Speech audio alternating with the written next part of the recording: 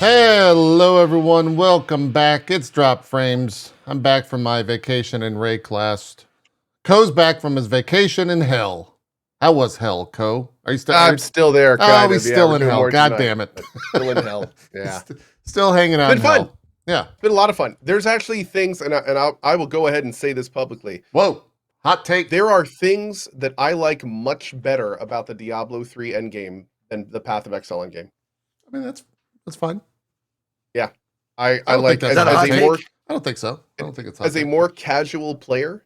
I think that it is a much more fulfilling, much less what the hell's going on stressful experience than that. So yeah, I mean, I think there's some things that I'm surprised. Like now that I've played both of them relatively extensively, I'm surprised that Path of Exile has not kind of taken the lead in some of those things. Sure. It also makes me have questions. Like Path of Exile doesn't do sets of any kind. Like, was that ever a big deal? Was that like, it's weird. It feels like that's kind of weird that that's never been considered. I can see why they do it. I don't their know. kind of mantra and stuff, but I don't know. I don't know if Chris has ever gone on record saying why they don't have sets. I'm sure he got asked about it, but because they're a huge part of Diablo. They're like massive. It's basically like it's almost like a roadmap for newer players to be able to get very powerful. I'm surprised there isn't some kind of parallel system in PoE, especially given the very huge amount of people that are screaming for a more usable, user-friendly experience. It seems like that's kind of like a bridge almost in a lot of ways. Yeah. I don't know. Yeah. Rami, what's your take on PoE versus Diablo? Who do you think's the best? Where should players go play and spend their money? And really, which is the best ARPG out of the two? Right. That's hard. And we're not asking for your opinion. Not really your opinion, just your objectual fact. Yeah. Yeah, absolutely. it's Nuclear Throne for sure. Always, I concur. I've played Nuclear Throne and it's awesome. Well, I'm not touching this. You don't need that in your mentions. You said the right thing, though. When this started, I just immediately laid into it with that fact. I was just sitting here just watching each of your faces and going like, do I need to quit the call already? Or like trust me, Zeke was thinking the same thing. And so we're about last show. 50% of our viewership are like, wait a minute, they're already doing PoE. They were going towards the Xbox. Who else is on? Yeah, who else is streaming right now? I think you're the only one that played PoE this league. I am. JP. Yeah. How was it? Out of us, yeah. How is it? League sucks. Like the league is bad, but it's still PoE. This past weekend they had their highest second weekend ever, which, thanks to Diablo 4 for that, really. Think so? It's how 100% Diablo 4. Oh, yeah. Yeah. 100% is why PoE is crushing it. A bunch of new players, like a bunch of like bigger names, like trying it out for the first time because Diablo's was a lot of sponsored stuff. There was a massive amount of sponsored streams. Yeah. To non-PoE players. Yeah. Yeah. But it's they crushed their Steam concurrent of all time by like 50,000, something like that on launch day. God damn, dude. They had a really good, they are having a really good time. And a ton of new people just jumping in for the first time, doing exactly what Co said, which is like, why are there so many fucking mechanics in this game? Like, what is more importantly, why aren't any of them explained to me? There's so much. I just hit Act 6, and there's another brand new mechanic that's being brought in here that seems important. And so, yeah, that's PoE in a nutshell. I put, funny enough, I put like 100 hours so far into the league, which I have not done in several leagues. It's just been fun. Viewership also on Twitch is up for the game because I think so many new people are trying it out. So that's been cool. So thanks, Diablo. You're doing good work for the ARPG world. Yeah. It's doing well. Speaking of 100 hours, I just passed. Granted, it's a lot of leaving it on and doing other shit and then going back to it. But I just passed 100 hours in fucking Ishin, in Like a Dragon Ishin. Oh, really? Nice. Yeah, it's. I think I made the right decision not playing that on stream because you like I forgot how much of the game of those games of the RGG games, Yakuza and all that shit are just side story, side stuff. Yeah. Like there is a grind in those games that you don't really experience when you play it on your stream, you know? Like when I played like any of the Yakuza games or Judgment or any of those, I do the main story and like 20%. It's like usually it says like at the end of the game, it tells you like 20-30% complete on sub stories or whatever the fuck. Yeah. And like I just played all those the same way on stream, and then I played this one was the first RGE game that I played off stream, and there's just so much stuff in there and so much little like intricacies in the game that I'm sitting there just like I'm getting pissed. Like I'm enjoying it, but I'm also getting very pissed off because of how hard they make things to get, like how hard they make a completionist kind of a run. How it's stupid how like they have organized some of this stuff. If anybody's they totally played disrespect your time. Yeah. If anybody's played it, if you want to get a completionist thing, that you've got to get these things called seals, which are like they're just weapon upgrades. They're like gem slots in your weapons and equipment, right? Okay. And there's a bunch of them. I'm not sure exactly how many, but I want to say there's like 30 or more. Yeah, 30 or 40. Yeah. Yeah, something like that. Let's see. Seals total in Ishin. 45. I was way off. There's 45 fucking seals in this game, and they are rare drops from random mobs. Like there's a few that you can guarantee to get, but the rest of them, you either have to get them from random drops from NPCs or not NPCs, random drops from enemies, or you do this fucking grindy ass craft thing where you craft a thing and you dissolve it, but you got to like craft it in the hopes is this of getting Path a of Exile, right? That's what No, it's not. It's Ishin. It's like a Dragon Ishin, and like I stopped at like chapter 6 or 7 or whatever, and I started doing the side shit. Yeah. And I did that for like 30 hours. I was just doing side shit. And I was like, okay, I think I did everything I can do in this chapter. Like up to this chapter, I guess. So that was like, you know, most of the sub stories and most of the side shit is available by chapter 6 or whatever. Right. And then I went back to the game and went, who the fuck are you and who's talking? I have no idea what's going on right now. Classic Yakuza. What is the Bakufu? I have no fucking idea anymore. It's a main plot point and I don't remember what it is now. That's the MacGuffin. Yeah, that's the MacGuffin. That's the pink floral dress the woman wears in the I don't remember either. You lost me. No, but for reals, it's like if you're trying to get everything in the game, it's a massive amount of time. It's massive amount of time and it's random. Like a lot of it is when I was talking about the weapon stuff. Yeah, there are certain seals that you can get randomly if you construct a weapon like along the way. There's a blank percent, like a low percent chance that if you go from, you know, basic sword to like second sword, because there's like a tree to go along, you know, this sword, and then the mega sword or whatever. And there's like fucking 25 mega swords, like the end tree swords. Well, there's choice, but so that's good. Going from one to the next has a chance, like crafting it from one to the next has a chance of giving you a gem slot, a seal. And there's fucking FAQs out there going like, do I really have to do this? And I'd be like, all right. And there's videos of like, all right, the easiest way to grind out these seals. And I'm just like, why am I doing this to myself? What the fuck is wrong with me? Yeah, that's gaming in a lot of ways these days. Yeah. And just wait till you start upgrading those swords in the higher end. The mats you need to do that are also incredibly rare. And sometimes you have to like do crafting on other items and hope for rare crafts of the rare items. Yeah. See, the fucked up thing is that's the most exciting aspect of any Yakuza game that I've heard in about Oh, dude, 400 episodes of this show. It's a thing, man. It's Oh, a thing. I'm like, there's there's rare chances to get upgrades.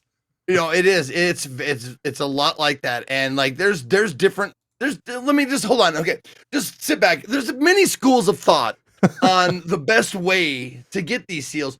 The most consistent way is to grind the crafting system, grind the blacksmith. But if you feel lucky, or might have better luck grinding the golden sneak. Now this may seem like a fucking You always got to Wizarding grind the World golden term, sneak. but the golden sneak is that it's a common theme in the Yakuza games where there's one, like, you'll come into contact with mobs that are like, you're an asshole, let's fight in the street, blah blah blah, and there's like 3 or 4 of them. Yeah. But then there's this one, like, rarer singular enemy. In this game, it's the golden sneak. In other Yakuza games, it was a guy in a gold suit, and he would like drop lots of money. The game's so if you ever Tom saw Berry, him, basically. Yeah, exactly. If you ever saw him, you would want to kill him. But you can grind these golden sneaks because the golden sneaks actually have a chance to drop seals when you kill them. So that's another school of thought. Another school of thought is that, I'm just kidding. I'm not going to. And my favorite thing. I was gonna say, dude. All this just comes from a single designer sitting there being like, 0.3% sounds good. Yeah.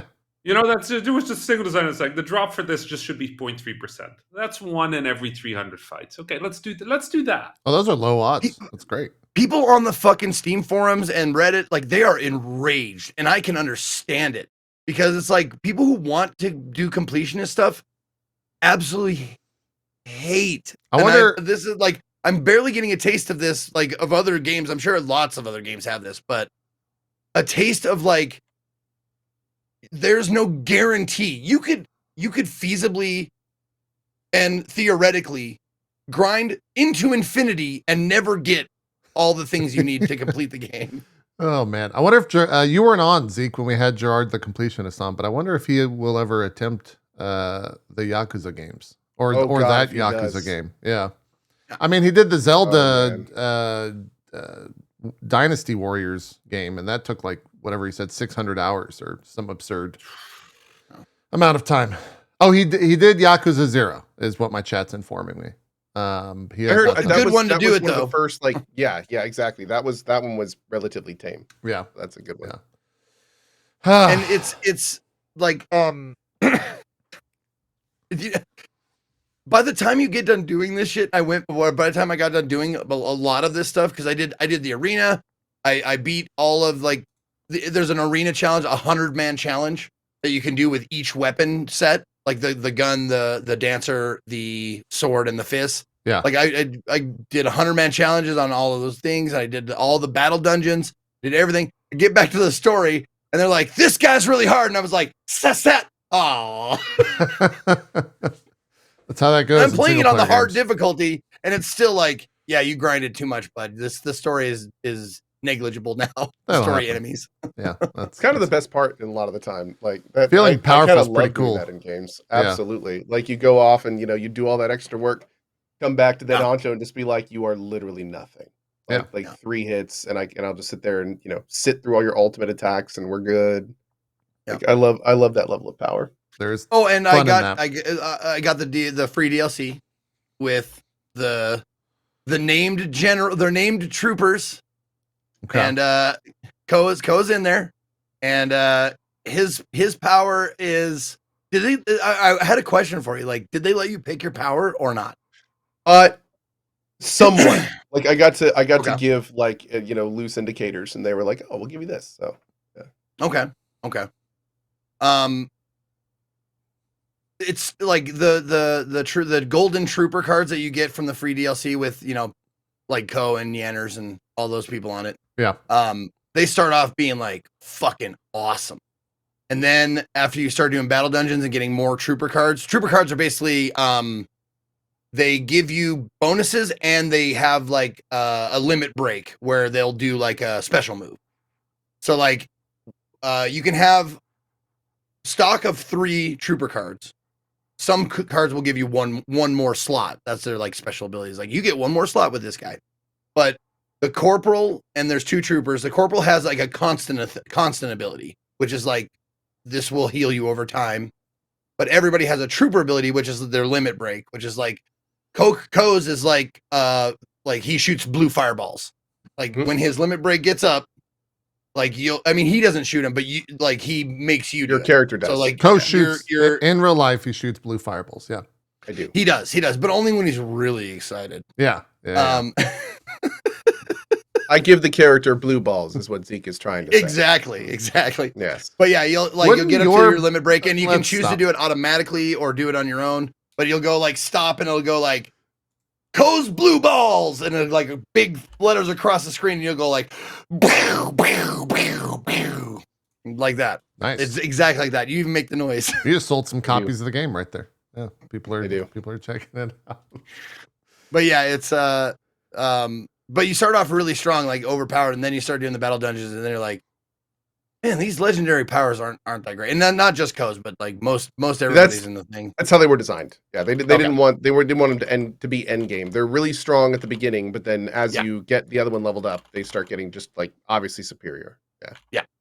But that's what I've been doing like off stream, like in my downtime. I've just been grinding like just dumb shit, like only for my own like benefit. Like the other day I got this one Zeke, rare drop, and I was just like, whee! Zeke, you know what normal people call that? Non-streamers call that? They call that having fun. I know. It's a weird thing that streamers sometimes forget. You play the games to have fun.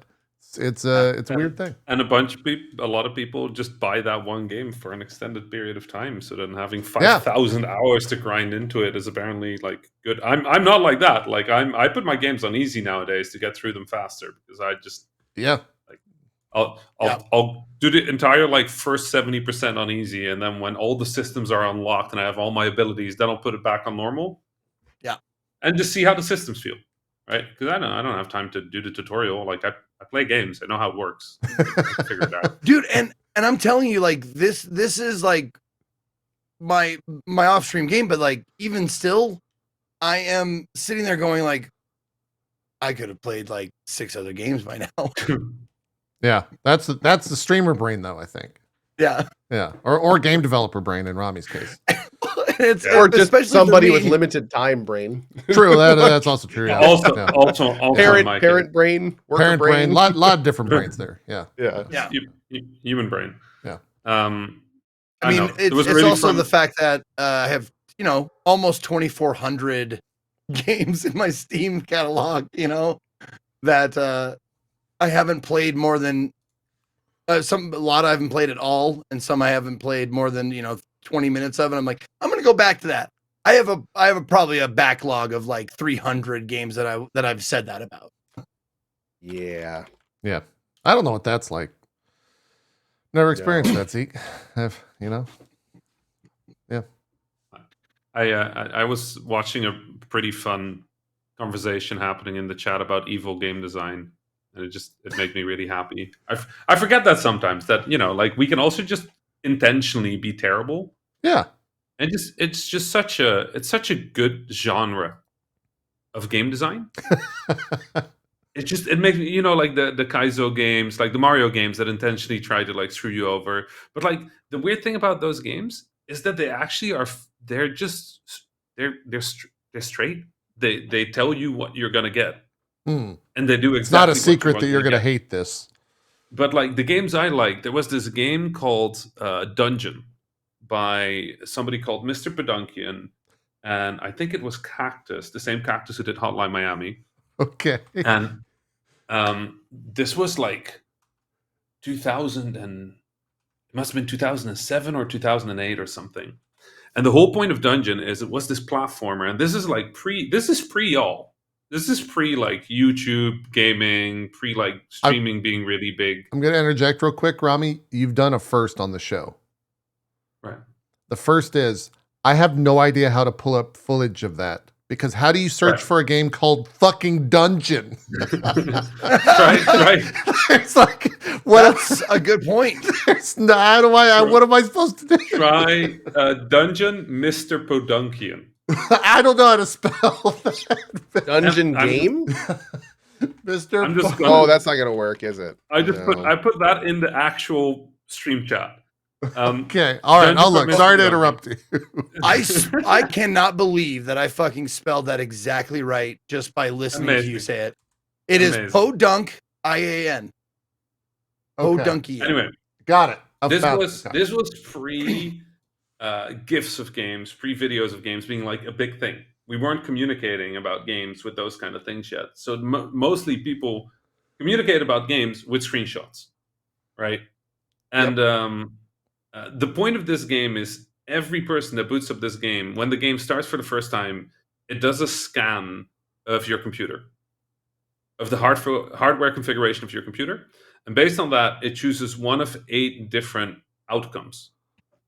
And the outcomes are effectively small changes on one of the screens of this game. So you can see that you're going through screens trying to like complete the game. Yeah. Each of the screens had one modifier that was possible, and the modifier would make the game impossible. So these bats would move really fast, or the gravity would be like 2% higher, so you could never make the jump, or,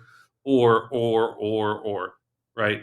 And it was subtle enough that you would never know unless you had 2 copies of the games compared, or you had videos of the game next to each other. But the people in the forums were only talking about this game with screenshots. So people would just not be able to clear the first jump, and they'd be like, I think the game's broken, you can't clear the first jump. But people would be like, no, you just have to jump at the very last moment. You I just, think- like, it's Oh, no, it's he got tight. it. It's tight. But you can do it if you jump at the very last moment. Right? Now, hold on. Just real quick. Did you say that the modifiers for the screens are random? They're based on your computer configuration. Oh, So your computer will always have the same modifier. Always. As long as it's the same hardware. shit! Oh my god! So So- it knows that like it says, okay, this is the computer playing it. It will be this modifier at all times. Yep. Every time. Rami, Wow. what And is- then people what is would it you- try and play it. What is it that you called this? You called it like some kind of game design? Like there was a specific Yeah, word it's just for it? I just call it evil game design, but it's Evil game design. Yeah, I call it this just makes me really trolling. happy. It's Oh, yeah. trolling, yeah.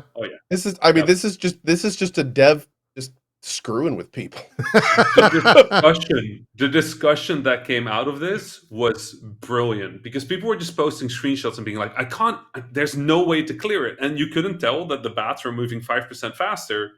Oh my god, dude! The screenshot. Or those Wow. spikes. Those spikes, for example, Wow. their hitbox would be 1 pixel wider. And there's one screen where you have to land exactly between the spikes. But if you had that modifier where they were 1 pixel wider, There literally was no place Dude, for your character to. there fit was no between way the to do spikes. it. This is a fan Wow. like fan games that I want to be the Wow. games. Yeah. This that sounds era. awesome to me. It It was from sounds that awesome to me. era. I love one of my favorite because there's hundreds of fan games that I want to be the blanks, and my favorite ones are the ones that are tricky, trolly. Like I love those ones. I love like jumping to an obvious platform and having like a spike come out, and then you jump to that obvious platform and jump back to lure the spike out, and the spike seeks you out and hits you. Like I love that shit. See, the thing is, though, is what you're talking about and what this dev did are completely different things. Like No, but this is trolly like that. That's what I'm saying. Like this is trolly. Like, lol. No matter how much you try, you will never win. Yeah, there's no Like, winning. the dev is literally like middle finger. Screw you. I'm going to waste your time. So, except for one of the 8 outcomes where it is a completable. So there were also people in the Oh in the no! forums just being Seriously? Like, oh no, you can only complete it. I don't know what's wrong with That's y'all. even Like, this worse. So then Like, you have the here- guys that are like, "Oh yeah, what are you talking about? Here's the end game screen. It's easy." Like, so. trust, that Hold makes on. it up. I must have missed that part where there are. You're saying there are absolutely certain computers that cannot. that Yes, will not let you Rami finish is the game. saying that there are some instances that there is nothing the player can possibly do to beat the game because the game in those instances is designed to be unbeatable. And in So fact, there's I literally challenge that 90 idea. with changing shit in the code on your computer. You would have to change out your graphics card or something. Yeah, change your There you physical go, yeah. hardware. Oh, there you go. Yeah, you can change your hardware configuration. I love a real world workaround. I love that. Yeah, 90% of players could never beat this game.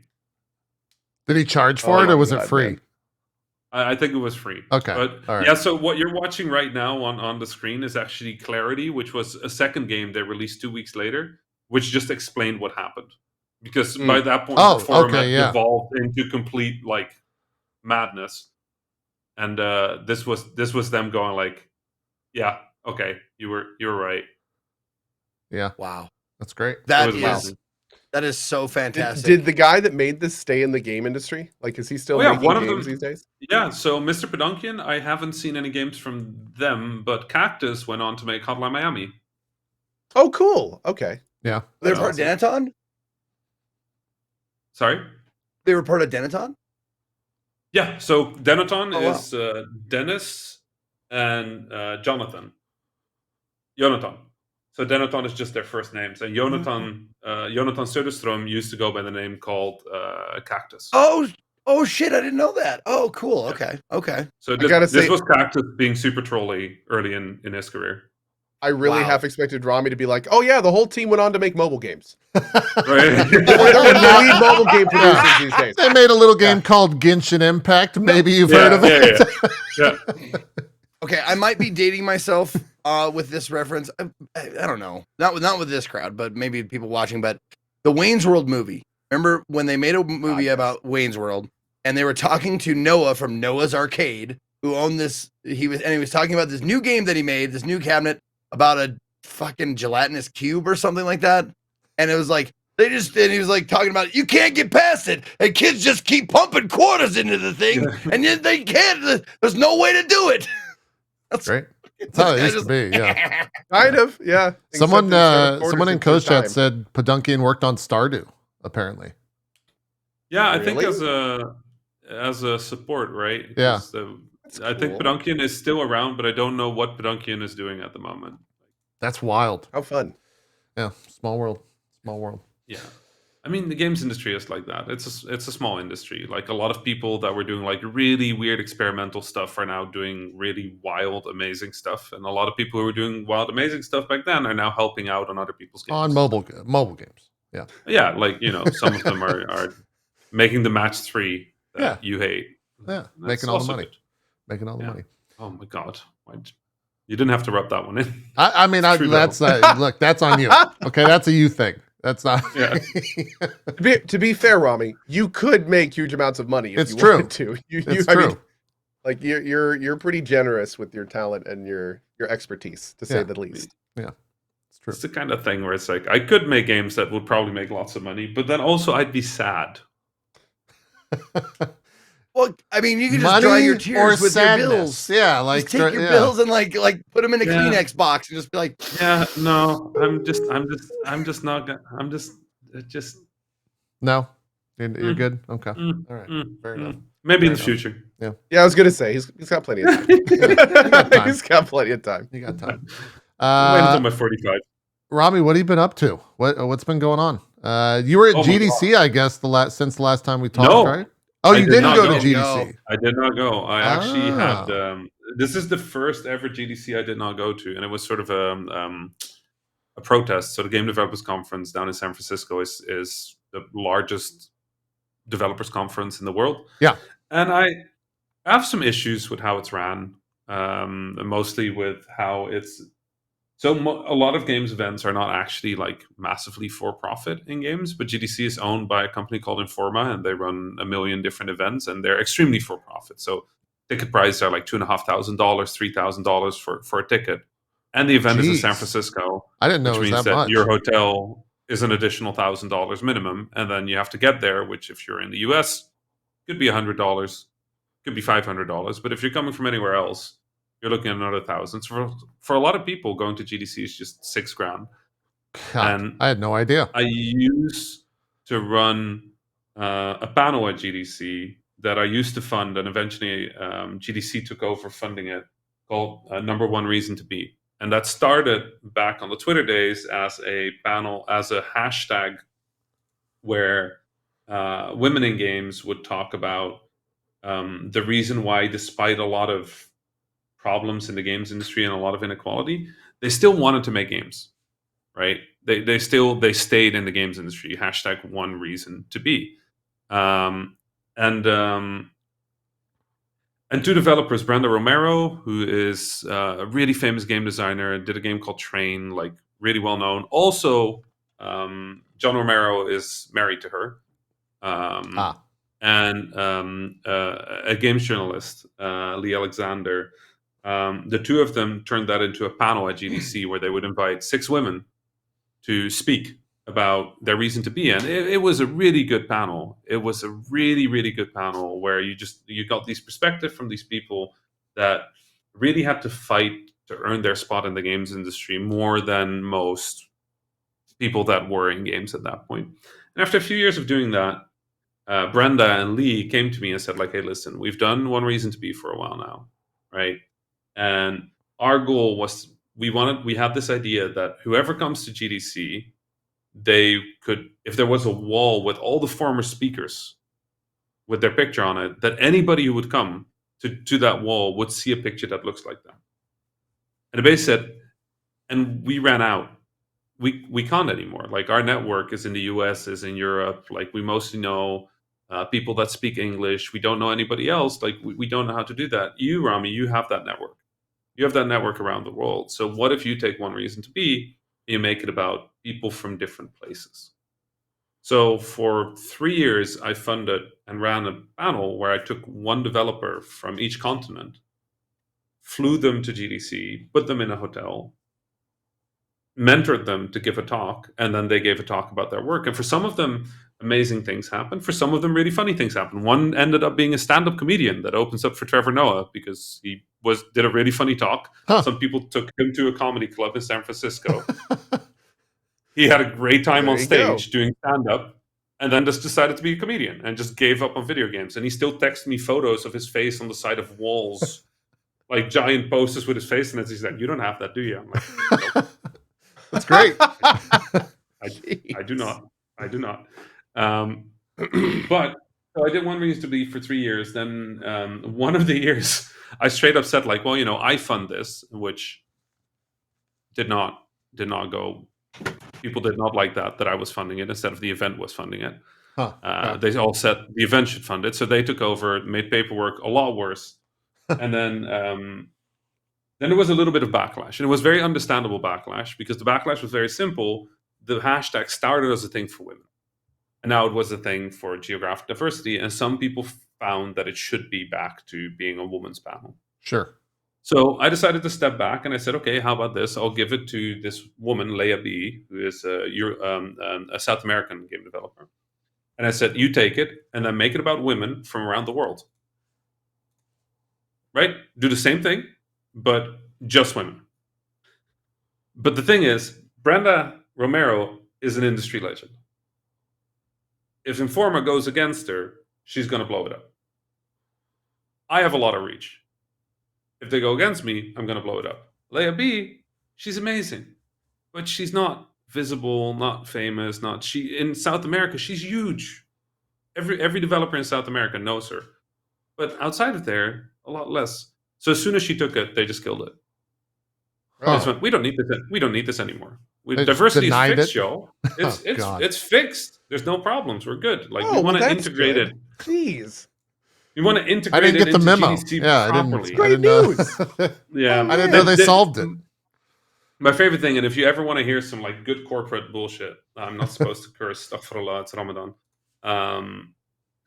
If you really want to hear some corporate nonsense, the way they communicated it was, well, we want to integrate the values of this panel into GDC at large, so that it isn't just one thing once a year.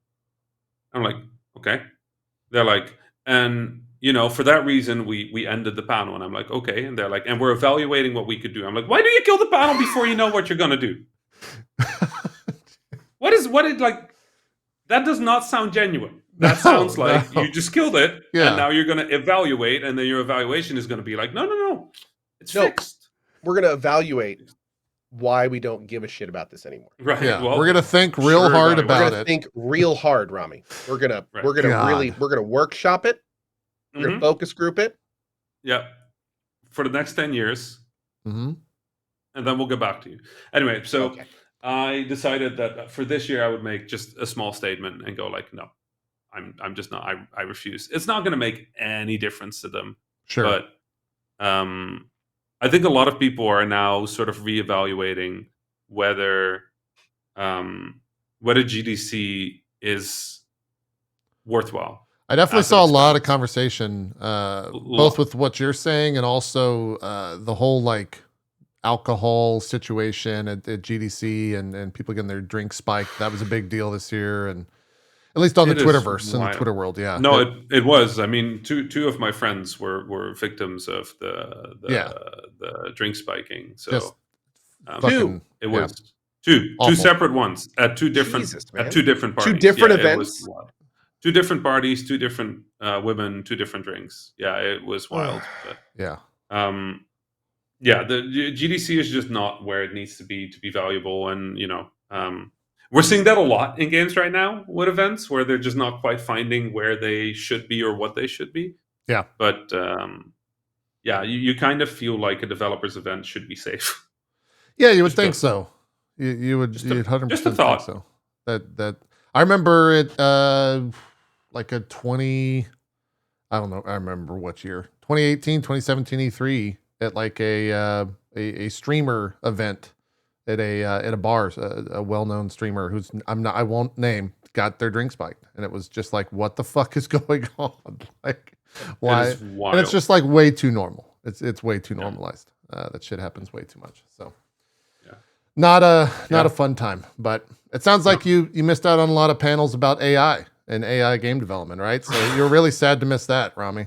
Well, You're- hold on. Before we move on to that topic, I mean, that's an important topic, but you might not have your name on a billboard, Rami, but you still have a giant fucking, you and John Carter still have a giant fucking poster that my wife is Inspiration. like, can you do something with that?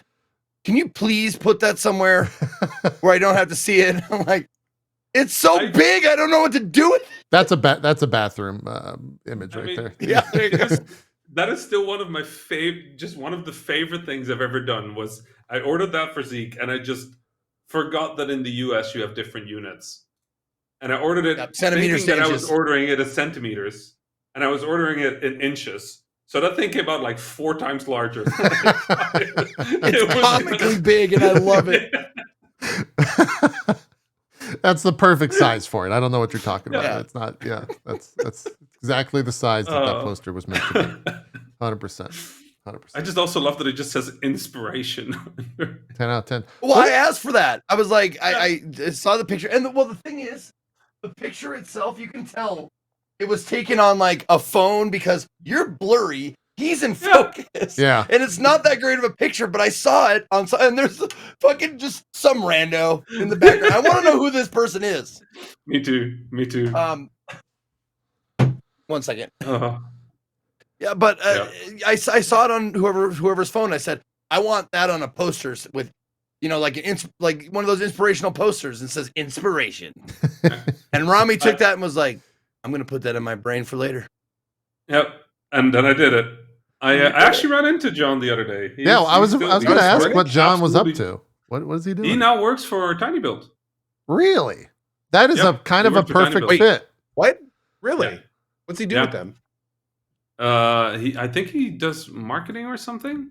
Or like I don't know. Let me look that up because I should know. It says professional daydreamer at Tiny Build, so that's useless. That's right though. I mean, it's John Carnage. That's Yeah, probably his actual Yeah, title. pretty good. Dude, Yeah. that's the thing about that cat is like you hire him just to be your go-between for like celebrities of the nerd world. Right. Like Yeah. everybody is more comfortable. Like all the people, like semi-famous people that I've met and hang out with, like a lot of them or because they felt comfortable around John Carnage? Yeah, I don't know. He was at an event doing something called the Game Roast, which was effectively a very heavy drinking panel where Again, people got he's quizzed, perfect and if for they that. got it wrong, they had to drink.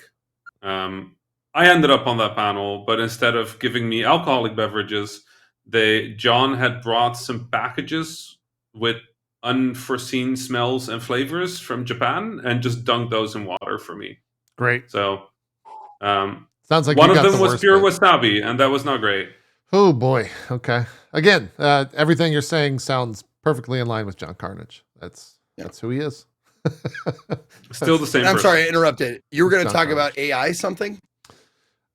I was maybe going to talk about it, perhaps. No, you asked Rami a question about it. Yeah, it was kind of a joke. I don't know. Fuck, I'm sorry. No, it's AI game development. It's a long conversation, I think. Let's see if we can get the AI to rewrite this bit. I'm sure it can do it. I'm sure you could. Oh Yeah, God, it could probably retarget our faces. I will bring up ChatGPT. Do not make Do me it. do this. Man, Fun fact, I am actually an AI human, Cabbage. it's fantastic. Nice. It's fantastic. I think I don't know if it was this show or if it was just on stream. I had if we're jumping into the AI conversation, I had a C-level executive tell me that they have an AI listen to all of his meetings, and the AI will basically transcribe it, and then takes the entire meeting and builds a PowerPoint with it so that it can be presented to other people. And I was like, well, what does that look like? Right? Like, are they actually presentable things, or is it just bullshit? It's like, no, that's how that worked. It was a perfectly well-made PowerPoint with images and videos and everything showing that they were described that they just made. It's wild that stuff exists and it's being utilized like that. Write a drop frame segment with Rami Ismail that talks about where John Carnage is working these days and how he's doing. Hit send.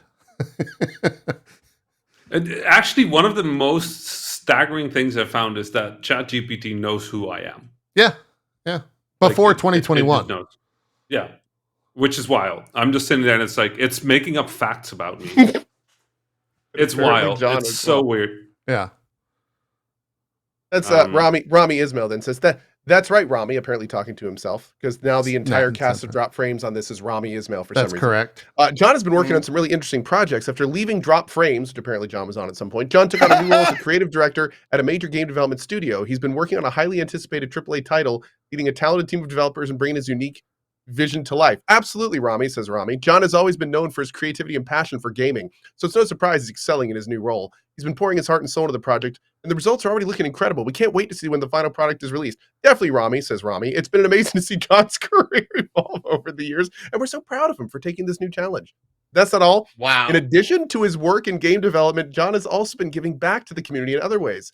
That's right, Rami, says Rami. John has been actively involved in various charitable initiatives, supporting causes that are near and dear to his heart. He's been using this platform to raise awareness and funds for important causes such as mental health awareness and inclusivity in gaming. It's inspiring to see how his influence is positive change. Absolutely, Rami, says Rami. John has always been passionate about making the game industry more inclusive and supportive space. I mean, I like that the AI realized that we just talk too much. Because it nailed that part. Yeah. The best part about this is I had it to write a segment, and every single person talking is Rami Ismail. So it's just Rami talking to Rami. You got to give it four other people. Yeah. Yeah. Yeah. You ever seen Being John Malkovich? That's what that when Malkovich goes into Malkovich, it's Malkovich, Rami, the Rami. Yeah. Oh man. Yeah, I don't know. AI is a really strange one. It's a bizarre. really weird one. I've seen it used for some crazy things. Did you? But okay, so I want to point out. I want to point out one thing, because there's all this discussion about AI making games. You want to know? I don't know if I've ever told this story on this show, but there is a game studio, a well-respected AA game studio. Okay. Right? A game studio that everybody knows for their deeply creative and handcrafted content. And I was visiting them back in must have been like 2013, right? And I asked them, like, how do y'all fund this? Right? Like, you're spending so much like time and money.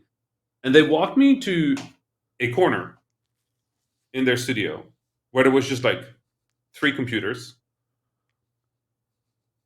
And they basically went, so these 3 computers every week run a script that takes the Google Trends top 5 topics, then finds images related to that are community allowed, non-copyrighted, applies them to a bunch of Skinner box games that we've already made, and just spits out the files, and then we upload them. And 1 in 30 makes us like 20, 30 grand or something. Huh. And I was like, my brain is trying to figure out if what? this is shady. I mean, if all the art they're using is open, then I don't think it's that's so. It's more a morality thing. It's entirely legit, but they would just upload 15 games under a different brand name that were all just like the same Skinner box. But if, the topic of the week was George Bush, it would just get a bunch of George Bush images. If the topic of the week was like the World Cup soccer, it would apply some soccer things. For those of you wondering, a Skinner box, also known as an operant conditioning chamber, is a device used to objectively record an animal's behavior in a compressed time frame. Okay. I didn't know that. Well, I did not know that either. I don't think we use it to mean something else. Even though that would be funny. Although I did not know that, and that is actually fascinating. No, it's like lever pressing for rats or butt key pecking for pigeons. Like that's what a Skinner box is. Yeah. I mean, that's the first thing that came up. Google. Yeah. Sorry. Amazing. In mobile, we used to refer to it as a game that you can just apply any thematic to and then ship it. Yeah. Like it's just the same game, but you can do like a match 3 Skinner box where it's just like you just have the game, and you just, instead of diamonds, it's fruit. Instead of fruit, it's fish. Instead of fish, it's cars. Instead of cars, it's whatever. Just ship the same game 25 times and see which one is successful. It's kind of fucked up, but it's also kind of brilliant that they did that, and also that it was successful. Like, it shows you those were probably mobile games or Steam, because Steam is all Steam mobile. And mobile games are pretty much at the bottom of the barrel when it comes to what's out there. They're pretty equal to one another. The first thing I want to do is now I want to look through the uploaded game libraries of the people that made Fruit Ninja and Angry Birds and see how many other angry animals there are and how many other types of ninjas are out there. Oh, man. Yep. Anyway, I still thought, so the whole AI discussion, part of me makes me think of that, because I think the biggest objection I have to the whole AI situation is the copyright issue. Right. I don't care about the AI. AI is cool. Like, if I could feed all of your episodes into an AI with your permission, and then spit out a new episode, and see whether you could get away with that, we'd never work again, Rami.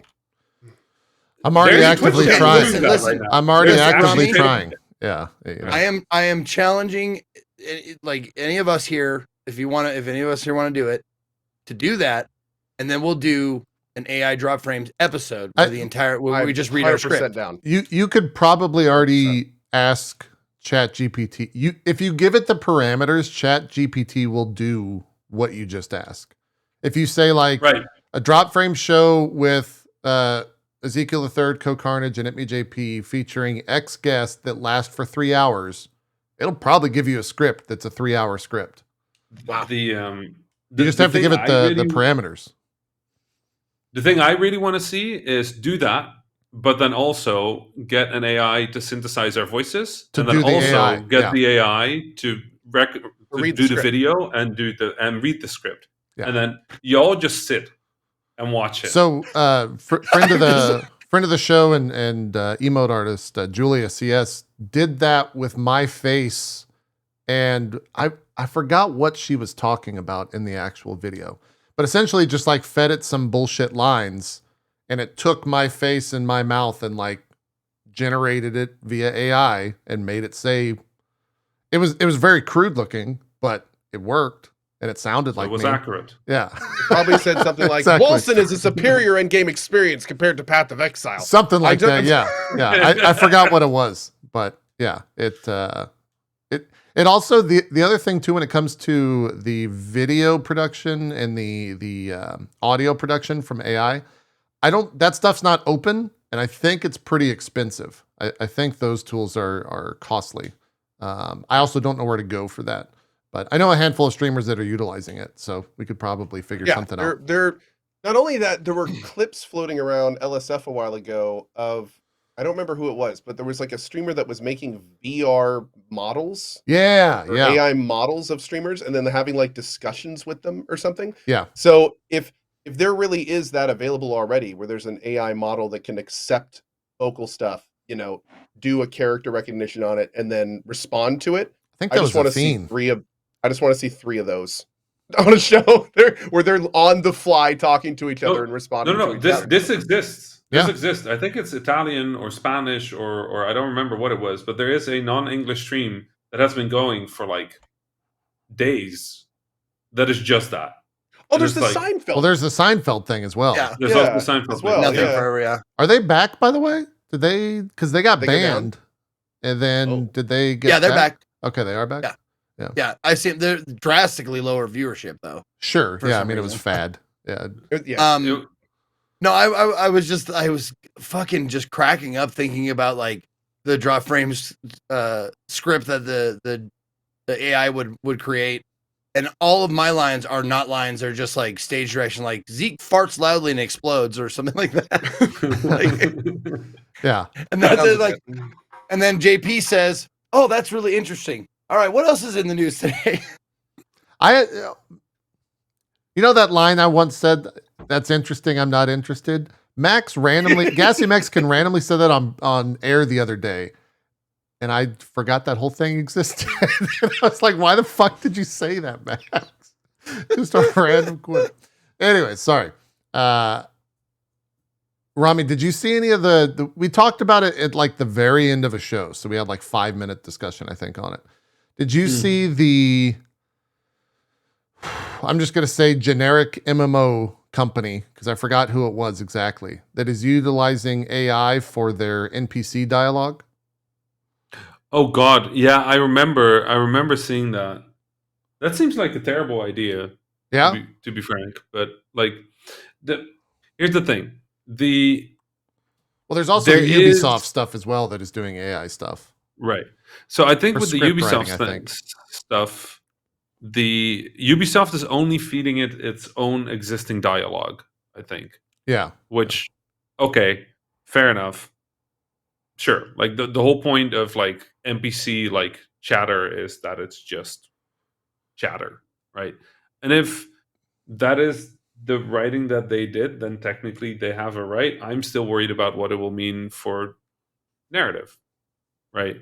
Because the thing about AI is the more we replace entry level work with AI, again, we get the same problem that we keep having in games, is that there are no positions to climb anymore. So most of the position in games right now are senior or higher, and there are tens of thousands of people just trying to get into games and get like that early gig that is bark writing, that is NPC writing, that is like entry level art, prop art, like whatever it is, like small things that aren't super important that do add value to the game.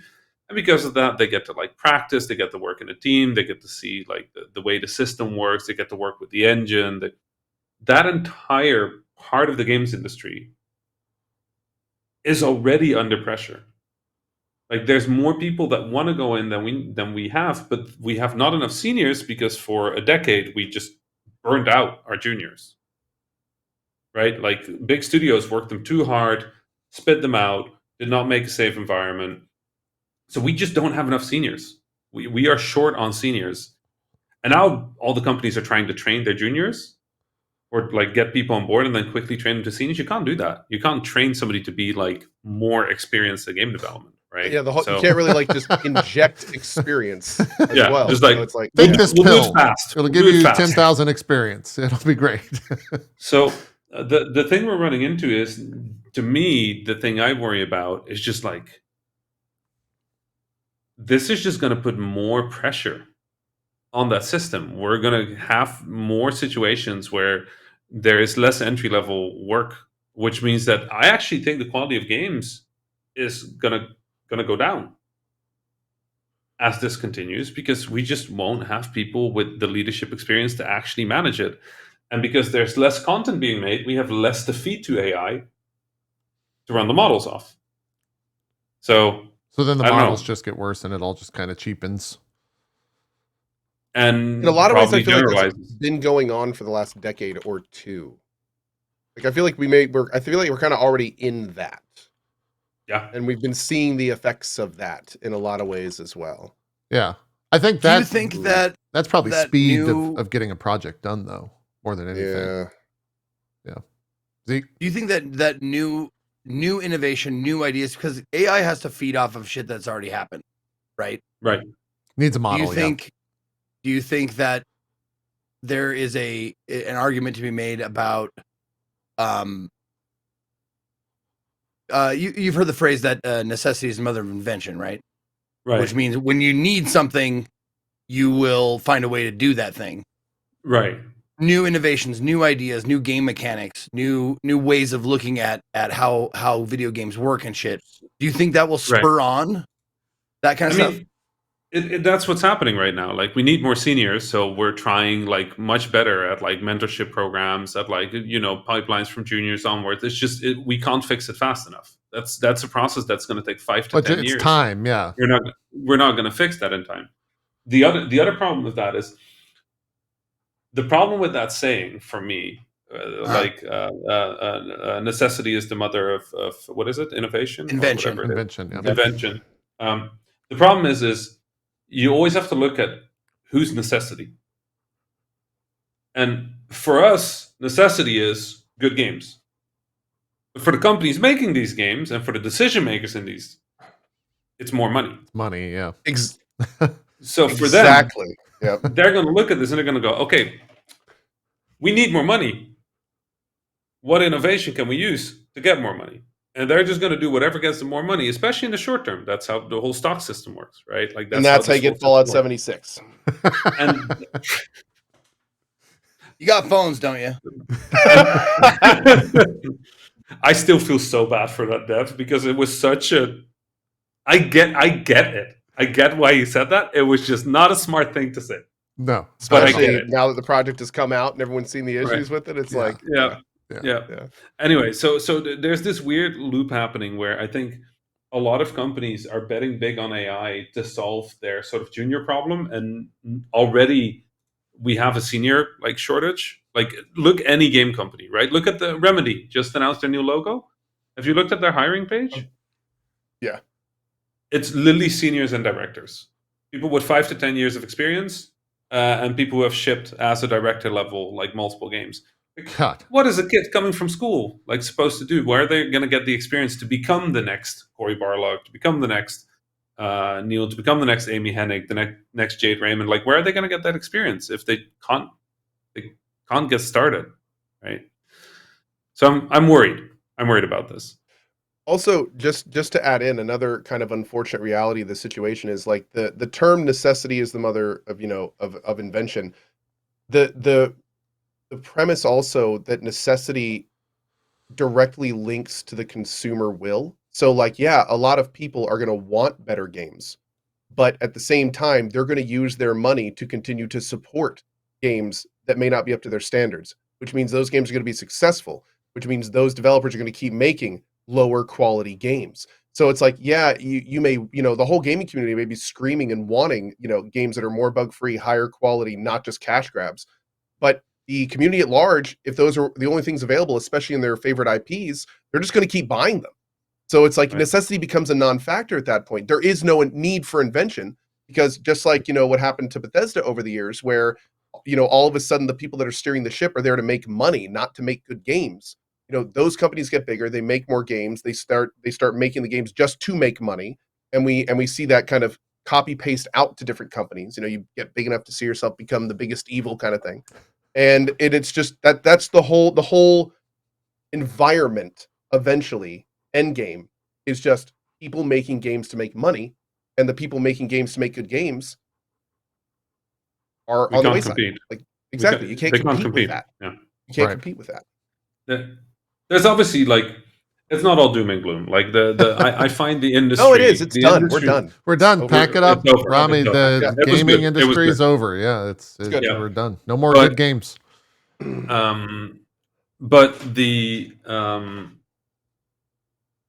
thing I think that I've seen in the industry in my 15 years here now is that it's always a wave, right? Like it always like moves back and I forth. And was going to bring that up. yeah. What I've found honestly is that when I started as an independent developer, it was there were two types of games.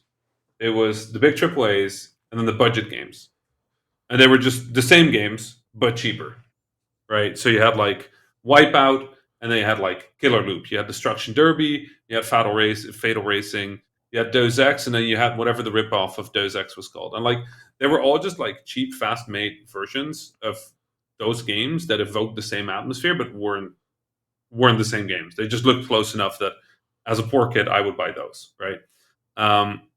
And when indie came up, we obliterated that part of the community because you can now choose between AAA games or, if you didn't have that much money, original games, which it ended up being that people wanted that.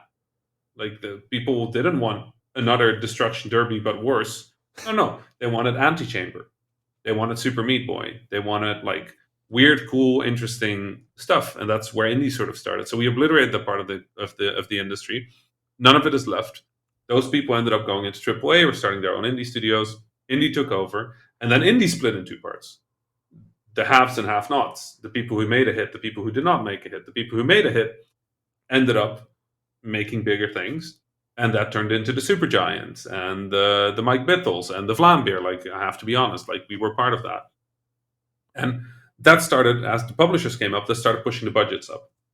So now an indie game, you want to start an indie game? I consult, right, for people starting their first studio, for people who are doing their 10th game. You get like people coming in for their first game, and I'm evaluating their game, and I'm like, yeah, this is like a 1.5. I don't know what That's what I tell them. I tell them that's a 1.5 million budget. No, don't do that. I don't know how he knew that, but Nice incorporation. Good job. I'll be right back. Yeah, do your thing. But like small indie games nowadays, like a Dredge or whatever, that's like millions of dollars of development. Sure. Like, that's wild. That does not make sense to me. But I think there's gonna be a counter movement somewhere soon where smaller, weirder games get more popular again. Because I have a feeling that these bigger indie games are starting to become their own thing, but people are getting more picky about them. Like, it used to be that, any game like that came out did super well. Like any double A indie game did super well because it was just the best. It was just the best looking. It was just good. It was cool indie games that didn't look like pixel art. That was sort of like the I love my pixel art, don't get me wrong. That was sort of like the overarching thing. But now we're seeing all the games that are coming up that are like huge hits that are winning like BAFTAs, or like things like Vampire Survivors. Right. So I think that, it's just waves, and like this wave will also come back to like more original work sometime soon. Led by AI, right? That's Oh what- God. I just love your response to that. So I thought we were going to get into another argument about what constitutes an indie game. Oh God, no! I don't even. Yeah. Yeah. I'm not allowed to curse. It's Ramadan, but just so you know, I wanted to curse. Okay. I didn't know cursing was a part of that. Yeah. Cursing is part of that. Cursing is part of that. Oh, Yeah, well, it's shit, fuck. no. Damn, hell.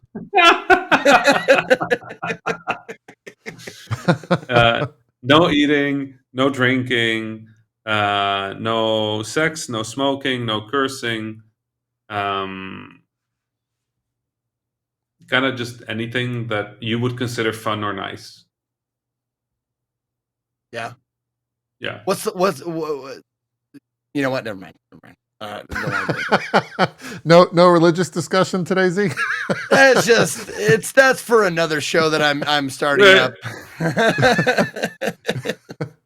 Drop Okay, faith. sorry about that, guys. Okay. Drop Oh, no, you're faith. good. Drop faith. It writes itself. Yeah. Don't need AI for this. You could though. That'd be a lot of fun. That'd be fun too. We're talking about religion, Co. Welcome back. Yeah, welcome back, buddy. Sorry, my heart is still palpitating. What happened? Yeah, my 4-year-old son ran in to have me help put his pants on. And he was literally sprinting around the corner when I was like, I caught him out of the corner of my eye as he was tearing ass around the corner of my desk. Literally. This is the biggest topic shift I've ever experienced in anything. That's by drop the way. frames, baby. Oh my God, dude. straight from religion to like avoiding. I could make a very bad joke, but I'm not going to. Yeah, let's not do We're it. gonna leave it right there. Let's not We're do just it. gonna leave it. Leave it. I'm trying to everyone think in knows. that situation, like what I would. I guess I just turn Co's camera off as fast as possible. I don't know what I don't know what my response to that I is. hear the thing that scares the hell out of me is you remember the last time I know the last time it snuck behind. Yeah. Like, oh my God, dude. we had skill up on me and him Rami. had a little talk about you're not allowed in Daddy's office ever without pants. Yeah, that clip went viral. That was funny. Ever. Yeah. Okay. We were talking to Skill Up, and I think we were talking Destiny, and all of a sudden, literally just rising from behind Co from the little cat tower is Co's child, just standing there smiling, not wearing anything. I don't know what was going on. That was fully closed. I just didn't hear him come in. Oh, I didn't see okay. him He's just behind me. So yeah. No, see, we know he was fully closed because we're all still on Twitch currently. That's which is, true. That's a plus. true. Yeah. That's a plus. Yeah. That's a plus. You know, someone in chat had a great suggestion, Co. And this is actually a real suggestion. They have those little like stick on the wall sensors that just go ping if someone walks by them. It's not a bad idea. I've got my headphones on today, but that's a good idea. Just look, Co, just air tag your children, okay? That's a very smart idea. Let's just get down to it. Yes. No, just get one of those invisible dog fences that just vibrate, like when they get too close to it, or they go past the barrier. Electric. Let's just go with that. Let's go. Listen, full, that is not ethical, the full and I do not 90s. endorse it. But I would like to see a video of that if you want. That's a stream. Co Shocks Kids. Twitch.tv/CoShocksKids. Daddy, look what I made in kindergarten. And that one is going to be called Shocked Frames. Shock We're just gonna frames. keep Thank it you, going. Rami. There we You're go. We you're got this. delivering We got the this. it's the hits. We got this. That's great. It's fantastic. God, I didn't even think about that with kids because like I had like there's members of my immediate family that were the naked kid. They Yeah. would just tear off their clothes and just run around. Yeah. Dodger famously said on our stream that she locks her door so that her child doesn't wander into the into the I room. should get a lock on my door. Yeah. They've had to just lock their doors so that their child doesn't just wander in. And yeah. Oh, to Streamer alleviate any issues. suspicions. That was not me. I was not the naked kid. Yeah, the I don't only believe lock that. I have in my basement right now is the one on my VR room because I can't trust my wife. Smart. Oh, Smart. yeah, I would be the same way. She has If literally. there was a given VR me heart room in attacks. our house and I'd put a lock on that and my door, wife too, was yeah. using it, she would not be safe. Yeah. There would Oh, I definitely will. be some fucking around. That makes sense. That's good. Good call. Good call. Yeah. Anyways, let's do another quick swerve and just change topics randomly. Co's got a topic. Keep doing your thing. I'll be right back. Okay. One of the cats got in that wasn't It's supposed to. okay. The cat's You guys not wearing keep going. I'll pants. catch up. He's gonna sneak onto I'll this. catch It's up. gonna be I'll bad. catch up. It's gonna be bad. Put some pants on that cat. Yeah, get some pants. I know. Rami, I don't think I've ever asked you on air. We've definitely talked about it, but what are your thoughts on like the Genshin impacts of the world? And like the Hoyoverse, changing mobile games. Did you see the news? I think this yesterday that their game that releases in 10 days has 10 million pre-downloads already. Yeah, I mean, it's an interesting one. It's one of those things that feeds itself. But like Genshin was genuinely just a good game at the right time, right? Yeah. Like, and it has all the loops. It has the aesthetic. It stole really well from really good games, and like the sort of the iterative nature of the design was really well done. Like, it was just really well done. It has a lot of systems in there that keep people playing, and it seems to be functional. Like, I'm not a big fan myself, but like the it's really hard to argue that they're not doing a really good job of making and maintaining those games. So yeah, it makes sense to me that a game like that with an audience like that would do well. Yeah. And The you know, there's gatification. enough benefit. Yeah, it's just they did a really good job, and they got really lucky being at the right time at the right place. Like, it just was. But Do you feel that any part of their practice is devious or deceptive? yes, no. Like, the thing with I think the thing with games like that is I feel like they're relatively honest about what they are fairly quick into the game. Yeah, they Right, don't like- hide it, right? Like Yeah, they, that's the big thing. Like Right. I don't know if devious and deceptive may not be the right question, but like morally. Well, I'm ambiguous. sorry, Co. God. No. I'm just saying. Be more precise with your language, bro. The thing, like they're not being devious about the fact that they're a gacha game, which is a big common thing. But I think a great question, Zeke, which I have a feeling may have been what you meant, is the idea of having that gambling with actual money angled towards younger generation. Is that a morally ambiguous stance? Is that what you were getting at? Yes. Yeah. Morally ambiguous. Yeah. Sure. Yeah. I mean, I think so, and I mean, I have I have similar opinions about FIFA and other games like that. Where I mean, it's just like it's all over now. It's rampant, right? Like it's in right. everything. It's everywhere. It's that kind of thing where it's like, I don't like it, but like, I remember back in 2012, we were fighting this whole idea of free to play, right? And unless governments ban it, it's just gonna work, because the reason it works is because Psychologically, it for it. works. Yeah. It's meant to do what it does, and it does it really well. But like, I know plenty of people who love games like Genshin who aren't investing a lot of money in it, and like, I don't think that makes it any better, honestly. But like, it also makes me, I don't know. Like, I keep thinking about these things because there's not much you can do to stop it besides getting it banned. Getting it banned. But then getting it banned feels way over the top for what effectively is like, there should be tweaks to these formulas, but what tweaks could you like legally enforce on video games? So it's either ban or not ban. And then there's also a side of it that's like, okay, so if even then, if you were to tweak it to where it's like, okay, you only get to buy X amount. let's say there's like the RNG elements out. So yeah, you can put more money into it, but you always know what you're going to get. Well, it's like, okay, then how do you decide what items are weighted with the need as pertaining to the game mechanics of how important they are?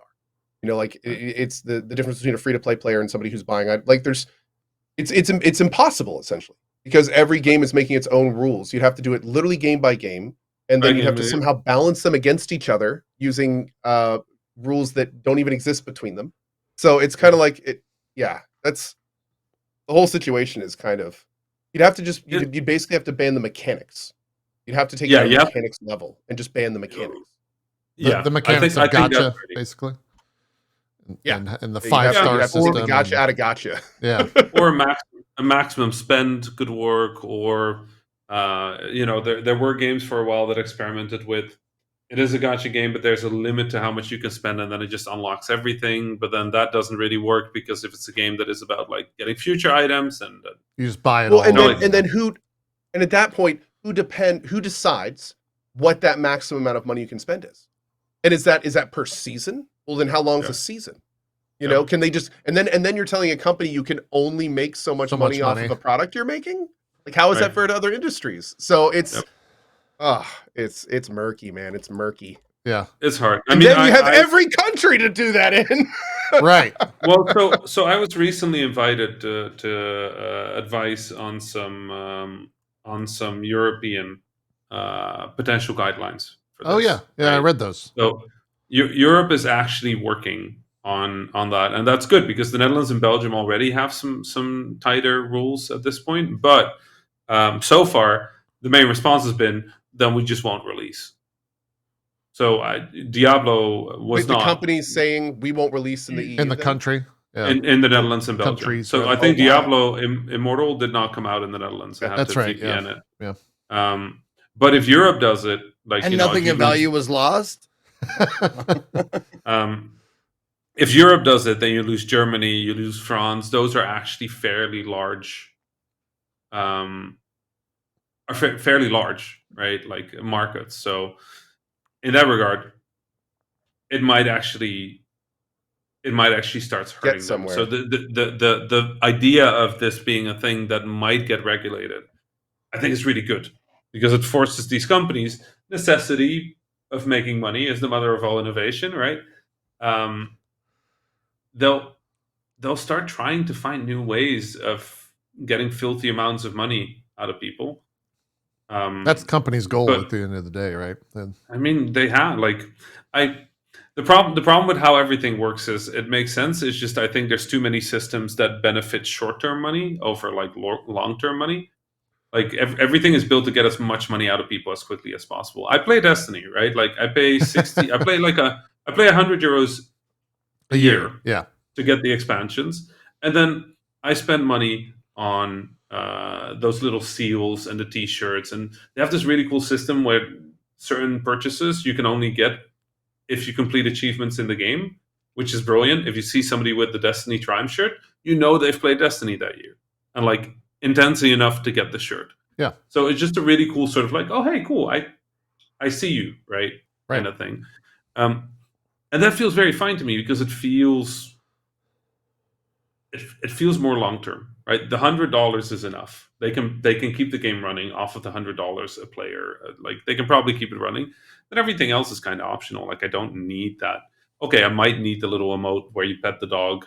I'll buy it, but it's kind of that. Well, I think a lot of what we're seeing right now is just companies really going all out on like how can we push down the cost, maximize the earnings, and if there's no regulation, they're gonna do whatever gets them the most money. Right. Yeah. Skins, dog emotes, all the above. Yeah. Skins of dog emotes. Skins of dog emotes. Yeah. I'm trying to think what's the most like egregious or expensive skin. I guess Overwatch, Valorant skins are pretty pricey. You can get like a $60 knife. There's obviously CSGO where it's tens of thousands of dollars for some of those knives on the marketplace. But most of the like gacha stuff is you should make a go to Valve, make a Steam game. Now I have a quick question about the skins and stuff in games. Once you are they like what's that WoW term where it's like you pick it up and it's yours forever and you can't ever trade it or something? Binding, yeah, there you go. Yeah. Are the skins like that, or can you trade them openly? Like in Valorant, yes. In CS:GO, they are tradable. Okay, you can trade. So I think any skin that you have, you can use for a certain amount of time and then sell it. Is the worth on those just like do people like wear those things like and show them off in matches and stuff, or is it more? Is it more just like this is worth this blank, this widget is worth $10,000. All I'm buying it for is to increase in value and then resell it. It's all about rarity. That's where the value comes from. I think the answer is Zeke is yes. Yes, you can wear it and stuff, but it's that's kind of like the argument you use with Pokemon cards. Is the not really an argument, but the description. If are the Pokemons really rare, or the Pokemon cards really expensive because you play them in rounds and play them in matches, or are they really expensive because they're super rare and collectors want them? People want them, yeah. Yeah, so it's the same premise with that kind of stuff. Like the coolest ones tend to also be the rarest, So, that kind of goes hand in hand. But Yeah. at the same time, it doesn't matter how cool a skin is if, everyone can get it. That's never going to be that expensive. So, Someone in my chat said a AK skin in CS:GO just sold for $400,000. I didn't hear about that. That's wild. What? how many skins are there for there to be skins that are that rare? Oh, dude, the Are there CS:GO thousands and thousands of skins? Yes, and also the CS:GO skins get crazy in terms of and I don't even know the proper terminology within the CS:GO world to describe them, but they go down to the 0.0000% of a thing In terms of rarity. Well, no. In terms of the levels of quality of a knife can be factory new 0.0000 blah blah blah, and it just looks like the animation or the float or the wear and tear of an item. It gets really insane. I really like that they call it float. That's the most programmer thing that accidentally became commonplace. Very much so. Yeah. Yeah. Floats are wild. Their float values the condition equals a float number is what my chat is constantly spamming. So yeah. Yep. It gets real crazy. And the other thing, I think I don't know if it was officially announced or if it was data mined or what, but in CS2, in Counter-Strike right now, in CSGO, they've got, gun skins, they've got knife skins. In CS2, they're going to sell gloves, they're going to sell boots, they're going to sell a bunch of other items outside of the world of the guns and knives and all that stuff. So they're just going to continue pushing that even further. Gloves are already in. Okay, gloves are already in the world of CSGO. There you go. And this is something I was not aware of, but I'm just doing a precursory Google search. But it appears that the skin artists, skin creator, the people who actually draw or make them, they actually make pretty good money. If they're prolific enough. Yeah. I think they get a percentage, don't they? Yep. Yeah. It's an industry. The funny thing is, and only people who have been on Twitch for, I guess, a decade now. I saw a clip of a fairly popular streamer the other day who was in CS:GO and said that he got given some money from a CS:GO skin site and that he was going to gamble with it on stream. And I was just like, how are we doing this again? Why is this happening all over? We did this 10 years ago. We went through Time is a flat loop, JP. We're having the same discussions about difficulty every year in games. We have a calendar. That's just our yearly, here's the nonsense calendar. We had to make an adjustment because E3 is dead. Yeah. But, beyond that, it's just the same thing every year. It's accessibility versus difficulty. It's microtransactions. It's just the same discussions. Same thing. Happen every year, 5 years, 10 years. It's kind of amazing. Yeah. Yet another argument that we are all living in a fucking simulation by computers. Now, if you guys want some websites or pamphlets, I have many. If you guys need some more information about what's really going on out there, I will ping you after the stream. Thank God somebody is doing this. Thank you, Zeke. Yeah. Thank you. We'll get together on that. Thank you. You're welcome. 011001101. Somebody's going to put that into a translator. If you know, put in a translator. you know. This actually says something, by the way. Those zeros and ones right there. That translates into English. No one's nice. Yeah. Nice. Anyways, where do we go next? I asked you about Genshin. We got AI. CS:GO. Did you know that floating points are really weird? How in so? Computer programming. So it's basically if you want to make it really short, it's basically how we store numbers with a decimal.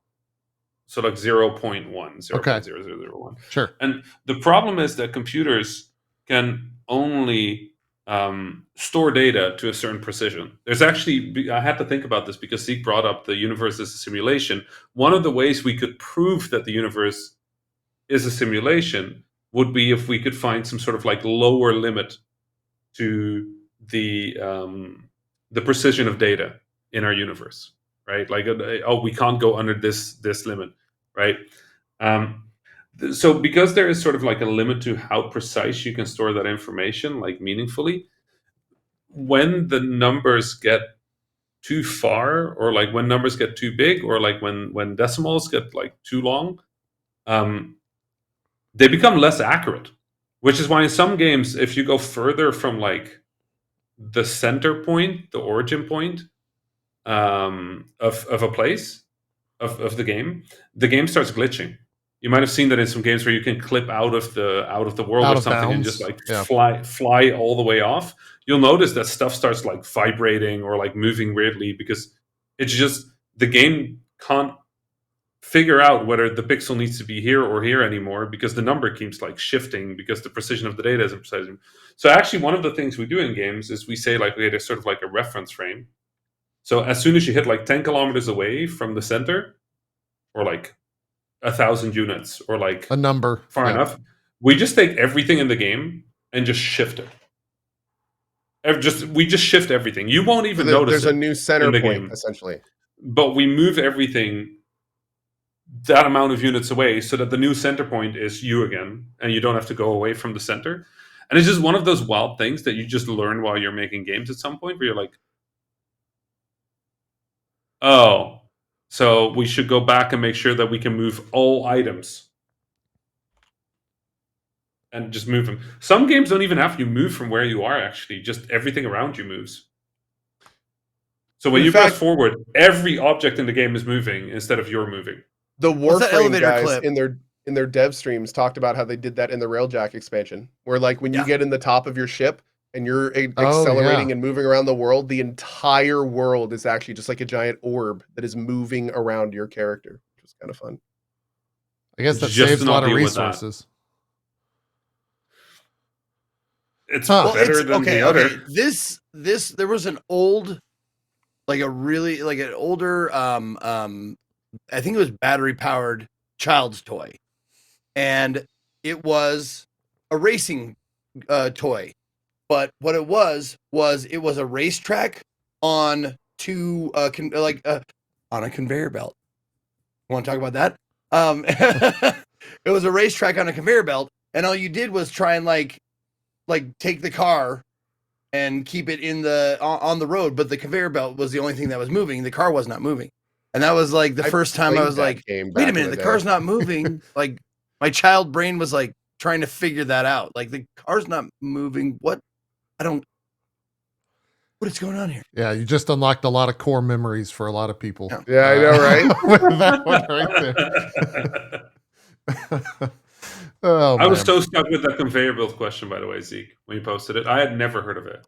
I never heard of it either, and it was a hugely hotly debated like question. The for those of you who don't know, like I posted or I saw a thing on Twitter about an airplane being on a conveyor belt, and the airplane's tires going matching the speed of the conveyor belt. Will the plane take off? It's an old thing. I had no idea how deep the rabbit hole on that and how the debates on that went when I saw it, because I was like, oh, that's an interesting thought experiment, and had no idea. Like I stepped into a meme fight that I just wandered in the middle of the Hatfields and McCoys, and I was like, did you guys hear about this? Oh, you've been hearing about this. He linked it I to me.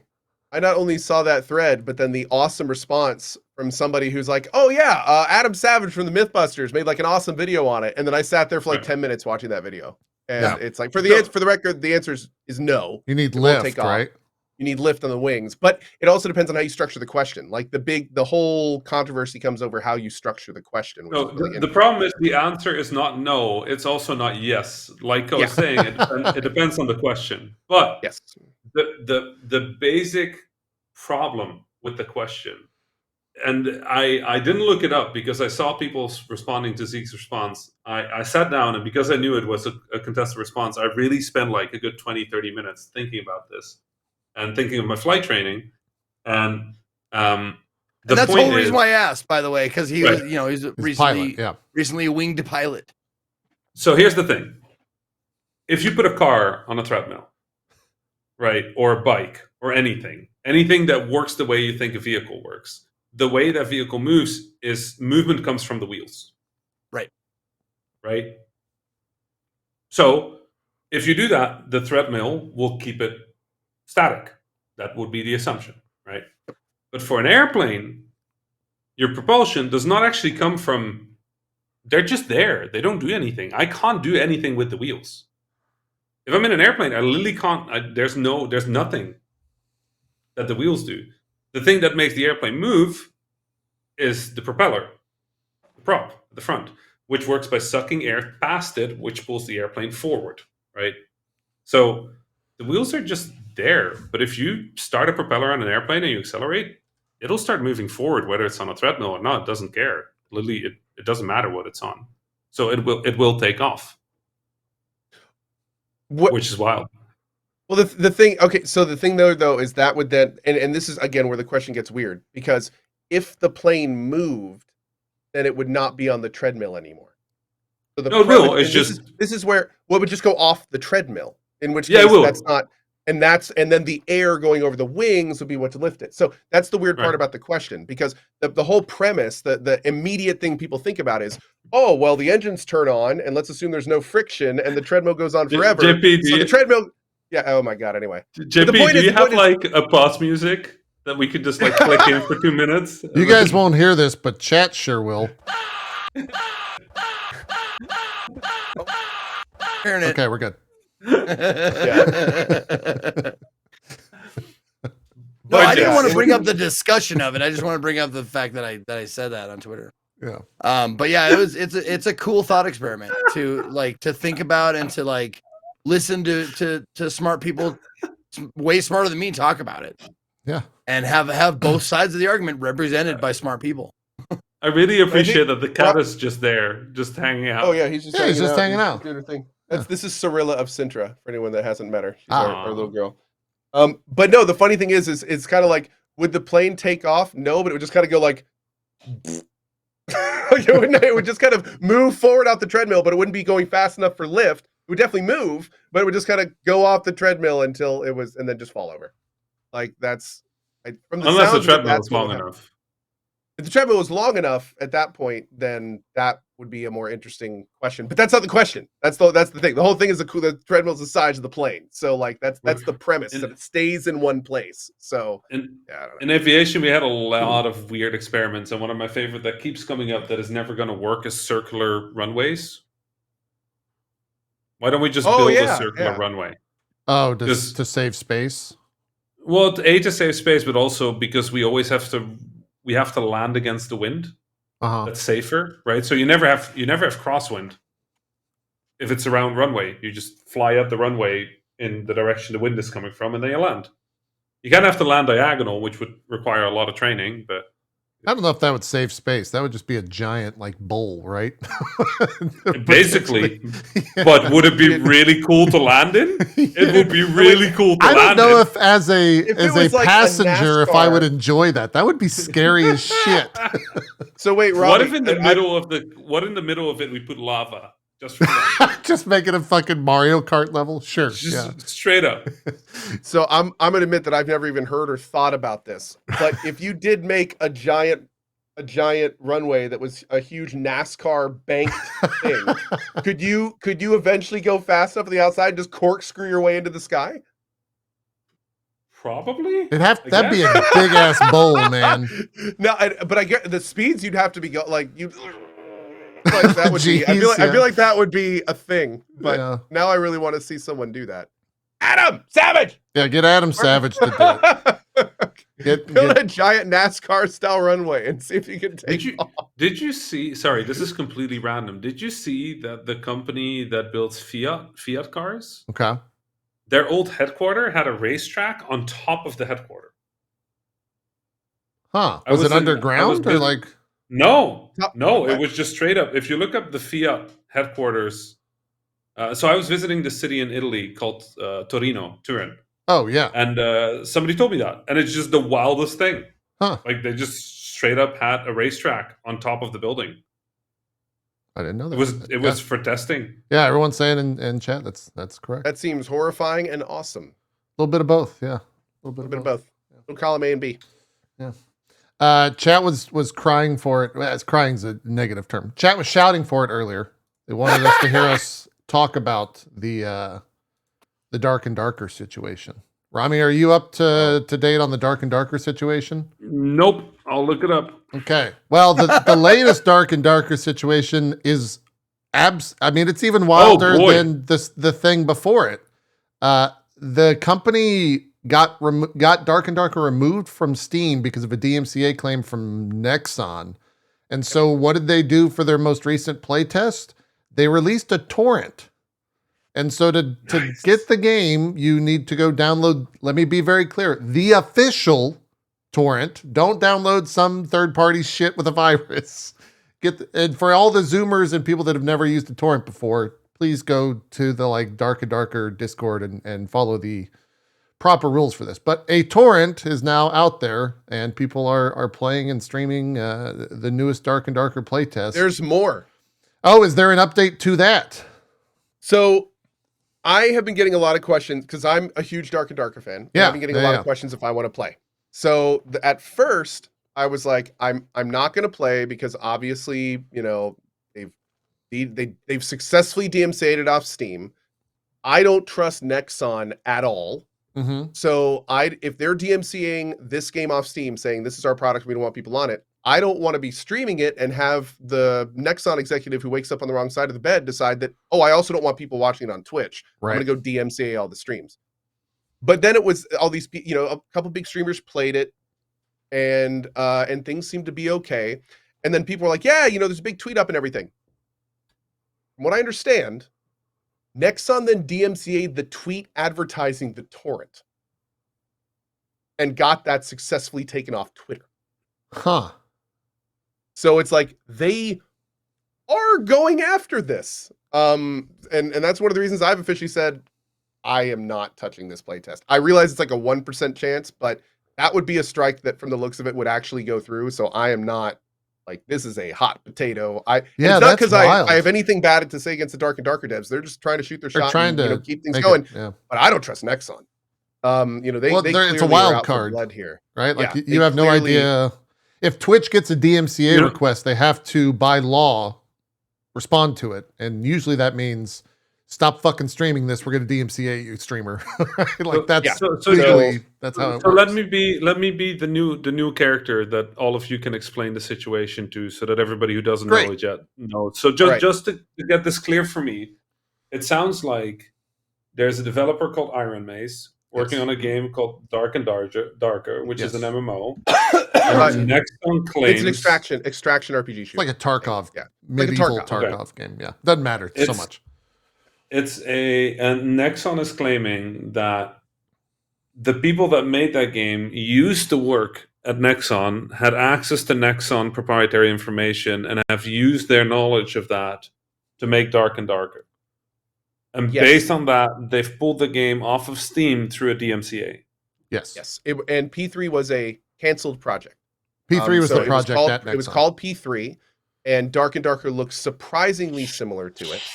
And Nexon, and there's a whole lot of gray area. Like if actual code or assets were taken over from P3 to Dark and Darker, and if the people that left for Iron Mace Games left before the project was canceled, and there's even some he said, she said stuff going on. If you want more information on this, there is a YouTuber, I believe their name is Kira, and they have gone into it like in a lot more in depth, and that is where most of the best facts are, because they are like closely monitoring the situation. A lot of the streamers like us are just kind of like, going off what chat told us. Kira TV, thank you. Yeah. So that's a big thing. Oh wow, now people in chat are saying P3 was not canceled until a lot of people left.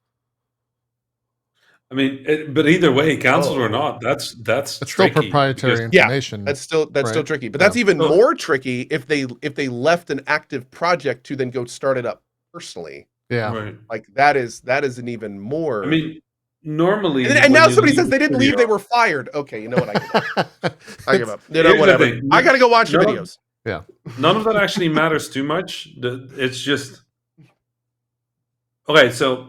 I don't know the situation well, and I don't but if I was leaving a company to start a new company, I would not make something that even could be vaguely misconstrued to be similar to the thing I used to work on, right? just from a legal point of view, That's like non-compete 101, right? Yeah. that is just really, really not smart.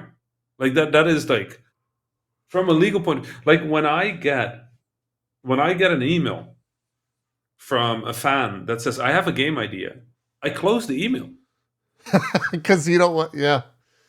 because I don't want to read the email.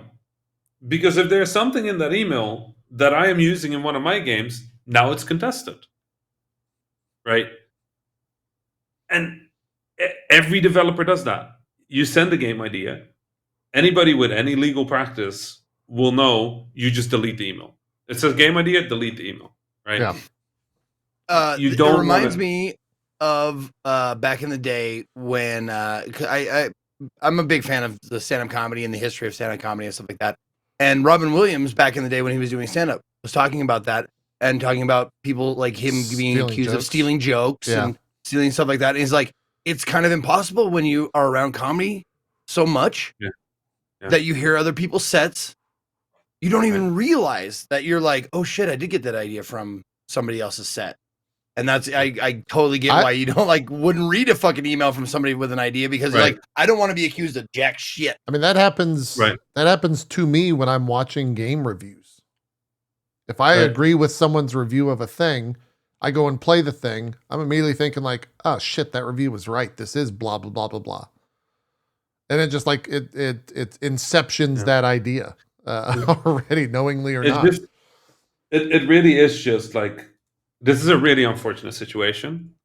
I don't even think this is a question of trust. Like, I think the problem that happened here is this situation should not have occurred at all. And I think the fault of this situation existing, I would actually place with the developers more than with Nexon. Not because I don't think what Nexon is doing is nonsense. Like, come on, let them make clearly the game gets attention. Clearly, it seems that the other game was not getting attention. Sure. Like, sure, but like I'm also like, I'm a developer that has been cloned, right? My game Ridiculous Fishing was cloned back in 2012, and it like really wrecked my life. Just imagining that there's a team at Nexon that was working on a game, and then part of the team left, and then made a game based on things that they were creating for this game. That sounds unfortunate. I don't know if that's what's happening. I'm just saying the fact that there is what is the English word for it? It could be. There is the not perception, Potential? but the potential. Potentiality. There, Yeah. there's the potentialityism that this game is influenced or otherwise partially the perception, or the implication that the creation of this game benefited from the project that they left, right?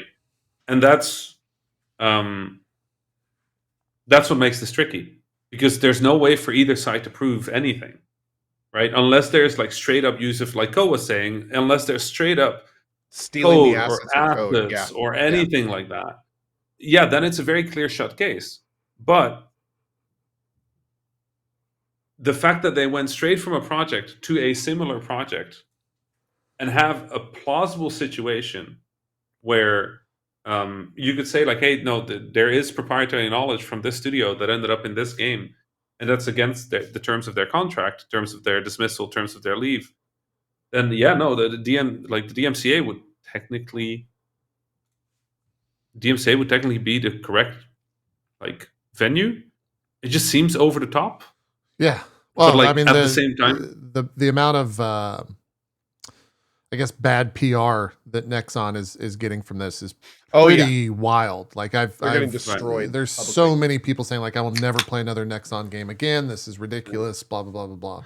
and I feel bad for Nexon. Like, I also feel bad for Iron Mace. Like, I feel bad for everybody. But like, if I had, based on what I Well, know no of one this case wins. right now, No, I mean, we don't even win because the game might not even come out. It's Right. kind of beloved.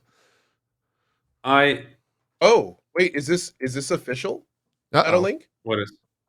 Today, Nexon officially sued Irongate? Yeah, I mean, Is that I get it. is that announced somewhere? Huh. 2 days ago. Yesterday. Suit on Yeah. the Oh, 14th. sued on the 14th. Yep. There you go. What an unfortunate They have been situation. served. In Washington. Oh, and here is the lawsuit right here with a link. Yeah, I just saw that. Justia. Yeah. Plaintiff, Nexon, Korea. Defendant, Iron Mace. Well, you know, the good news about Copyright that infringement. Copyright infringement is the reason. Wow. I mean, that makes sense. Like, Mhm. I don't know, like an unfortunate, a bad move, like just straight up a bad move by the Iron Mace developers, from what I can hear. If P3 and Dark and Darker are similar in any way, shape, or form, that's just not smart. It's just not smart. It's just We're a seeing bad why. idea. And on Nexon's side, come on, there must have been better ways of handling this. Right? Yeah. There must have been ways to handle this that would not lead to like a public situation that God. that like leads to all this. This is bad for everybody. Well, And I'm looking at the lawsuit. Nexon's got 6 lawyers representing them. right. They're just gonna be like, yeah, we've got money. Fuck you, because Dark and Yeah. Darker devs never charged for their game. It's Yeah. always been a free thing. So I doubt. Well, that kind of they- works in their benefit now. I guess because they don't have any money. Yeah, you know, Right. they didn't make any income. So yeah, that's Yeah. also a So good they- point. Yeah. Yeah. What a Well, I mean, I guess if it's a lawsuit now, you know, and I'm guessing it's in Washington because Steam is there, The right? Steam. That's right. Yeah. Right. So, I would guess that we'll end up with giving us more information on what's actually happening here, and we'll Yeah. have a more informed opinion at that part. I think that's good. As long as it remains open. Yeah. Yeah, like Yeah. there was someone in chat just now that was, you know, basically taking everything Iron Mace says at face value and being like, this whole thing is ridiculous and this is bullshit. We're even talking about it like this. And it's like, but the problem is we don't know that. Like Right. you know, and people want to believe the scrappy startup. Absolutely. But there's also a reason that this is in court and Nexon feels they can actually win this. You know, Right. and so what details are accurate? What details are not accurate? What is actually what is the black and white facts in the case? And I'm guessing we'll find out soon, now that it's official, unless they come up to some agreement and behind closed doors, which they very much might. But if that's the case, they should have done that before all this PR. Oh I my feel God. like people know me well enough to know that I will always side with the developer if there is any reasonable way to just say like no, it's the developer. If there's any way for me to say the developer is right, I will say the developer is right. In this case, I don't know, but either way, they were not smart, right? Whether they're right or not, that's a different question. Whether they actually took data or like knowledge or anything from their old game to the new one, I don't know. Maybe they didn't. But the fact that it can be a discussion that is reasonable enough that a DMCA succeeds and that it can go to court, that's not smart. Yeah. By the way, I'd also like to point out, I very much appreciate the lawyers in chat that are giving us the 100% proper information on copyright law and how it functions. That works. Thank you for that. We are probably going to let this play out in the courts, but again, you the man. Thank you. Thank you. I would love the Twitch meta is such a funny one that I would love if somehow that court case got streamed and we got to like watch a judge hear all of this and try to figure out game design and like interpret all of that within the law of copyright. Like that would just be fascinating to watch. Be It so brought up interesting. a very interesting. It brought up a very interesting thought experiment. If the board of directors at Nexon were on a conveyor belt and they were running exactly the same speed as the conveyor, could they catch up to Iron Mace? Not only that. I just got I don't the worst picture of a lawyer in front of like an actual judge, and he's holding up court documents. He says, "Sir, the behavior of my client was not poggers."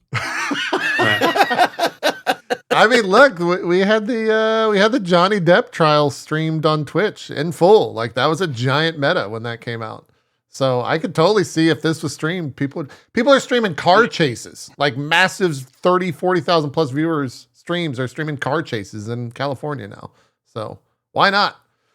Right? I feel like it's content. I feel like the best example we are ever going to get of this already happened with Valve and Epic and Apple and all that. Like, just judges have to figure out the problem with this case is just kind of like there is not really any video game part to this case. Like Yeah. video games It's are not actually copyright, relevant to the case. Yeah, Yeah. it's just a copyright case, so it's going to be Copyright. super boring. But the Steam Epic one, that was hilarious. There was so much that was shit the funniest being thrown, stuff. yeah. Oh. Did you Yes. know I'm still getting letters from Valve saying like, "Hey, we need to release some of your data for like discovery purposes." Really?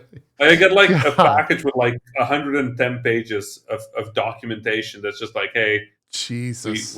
we need to release more info for a legal case." I'm just like, Yeah, sure, I guess. okay, Yeah. I guess. Yeah. The one thing that is kind of, which makes this game kind of wildly pertinent though, is there's no question that Dark and Darker has been a phenomenon. Like it has it's using a unique deployment method with its very limited betas and not leaving the servers on. It's gained a huge amount of hype. It's not a huge team, and they've been very agile and delivering a very good product. And like it's there's going to be a lot of eyes on this, and I can already guarantee you a lot of studios making Dark and Darkers as we speak that are hopefully not going to be in quite as such hot water. But Yeah. definitely. You know, it's a two-hand thing. I feel terrible for Iron Mace, but everything you just said makes perfect sense about how it's like You can't argue it, yeah. they kind of shot themselves in the foot with this a little bit. I think you can't do this knowing all the details that they knew and be super surprised when this happens. Especially like some of the murkier stuff, you know, that is coming out. If even some of that proves to be true, that's going to even lead more to this kind of like, what were you guys thinking? Like this is a radioactive IP, and you decided to try to like, and you made it one of the most popular Steam experiences in a long time. Like, of course, like Nexon has to say something. Granted, not like this, you know, it could have done a lot better, like you said, but they can't just sit there. You know, it's not a good situation. Thank you, Yana. You are the head of development at Nexon, is that correct? Would you say that Dark and Darker has made you feels good, man, or more cat jam? More saggy, I think, sir. Sad, it's a bit. I would say sag. A little sag, a little madge, you know, a little bit of both.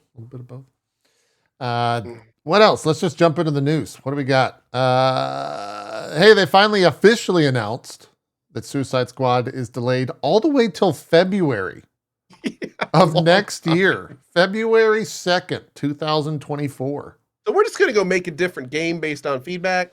Man, yeah, that is... Rami, how much can change in 14 months? 8 months?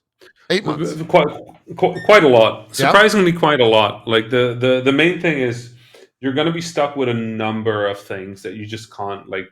Think of games as layers. As layers. Yeah, right? and layers. Yeah, it's 10. What is that? Like an onion? No, it's 10 months. Yeah. I knew that. 10 months. What about a cake? Yeah. Cake has layers. Everybody loves cake. Like layers, right? So there is a number of things that you just need to decide, and when you decide it, everything else is sort of like built on top of that. And those sort of like early decisions are like movement speed, like mobility, you know, what sort of like verbs you're using, and too much of your design like lays on that. So if you start to change anything on that, you break it. But like people will frequently move levels around like 3 months before ship, right? Or like add completely new mechanics or progression mechanics, or you know, like I remember when the Battlefront 2 thing was going down with the microtransactions. Mm-hmm. I can guarantee you every game studio in the world that was doing a monetization, they like, were just watch adjusting. that go down. Oh, totally. And they were just like, "Are we doing that? Yeah. Just turn everything zero. Just put everything on. Yeah, okay." And then put out a marketing statement that was just like, "We would never do that," right? But like, it worked. So the structure of the game is set, and they're not going to be able to change that. But then on top of that, there's still a lot you can do with like 10 months. It's just they're going to reuse the levels, right? Like, so the level will just stay the level. If they have levels that are already made, they're just going to see if they can they call it triage because we're hyper dramatic. We're hyper dramatic in games. We're just like, what is the word for figuring out what we can do with the time and money we have left? And we just went like, what word would we use for that? And we just went like, what do you call it when like two people are bleeding out on a battlefield and the medic has to choose which one to save? That's the word. Yeah, Dude, that's the word. But it's not relegated to just games. It's entertainment industry uses like, how did you do on stage? I killed. Yeah, it's I very murdered them. Yeah. You know. Yep. So yeah, triage for us is fairly like that's a fairly common thing, and like I know of games that like did like full flips on their like main mechanics, like a year, 8 months from launch. Like they can still do quite a bit, but the main thing that they can't change is all the assets that have already been created, all the animations that they're going to be using it. Sometimes I feel like you can feel it in games. You know, like when you can tell, like, That it was ooh, they were changed. going this way, Yeah. but like they kind of had like a swerve that way. And sometimes they do it so smoothly that you would never be able to tell. Like, it's going to come down to skill and resources, and like how much the executive team is going to be on their head right now. But if they have a good creative director, they have good producers, and they can run interference between executive. Because like the trick really is the same thing. You tell the executive team, yes, we'll absolutely do that, and then you just don't. Right? Like that's the trick. Always works, like flawless. So it's Drop those Prince does kind not of give any things. professional advice or condone advice given by guests. But Don't I sue just us got in a flash Washington. of I just got a flash of Captain Boomerang. They just reskinned his gun to look like a boomerang. It still shoots bullets and stuff, Yeah, but it's just like it looks like a boomerang that's firing. they gave him an Instead of actual tiny boomerang. Instead of boomerang bullets, it's like pew pew. They like circle. Yeah, I'm very curious We'll to do see it. what We'll do changes in that game. Probably quite a bit. That's it. I will say it's the kind of delay where you're like, they are going to retouch some of the core. Like that's not the kind of delay you do when we want to add 2 more levels or polish it a bit more. Like, so Yeah. I think they're worried about it. Oh, absolutely. I mean, the response to that showing was, I would say, Long-term fans that were very excited for it. Became very big public unexcited. outcry. Yeah, huge public outcry. Yeah. So Did not show well. that worked too. Yeah. I mean, the other weird thing about it is sometimes a thing just doesn't show well, but it is actually good, and then you can also just delay it because people will think that People you're will changing something, or forget about it. Yeah. and then you just kind of don't. Like, And you'll make some changes. You'll change that sequence. The other thing too, with a IP like Suicide Squad, if come February people are hype on the DC universe and the idea of the DC universe is exciting. Oh, well, here's a game you can play about the DC universe. Oh, great. Let's check out the DC universe Edge Runner game. syndrome. Yeah, it's exactly Edge Runner syndrome. Yeah. 100%. Yeah. When you're dealing with like giant, IP like that, that's a totally valid thing. So look to see what comes out around February or early next year. I bet you there's a big DC thing, whether it's a HBO Max or a movie. It's probably going to be. It's Max now, right? Isn't it? Yeah, Isn't you're that right. the It's thing just that Max. happened? Yeah, we're not It's getting just into Max that, now. but what a bunch of fucking buffoons. Did you hear the reason, by the way, that they changed that? We are going to get into it, Ron. What did they do? So HBO Max is a streaming service, right? Yeah.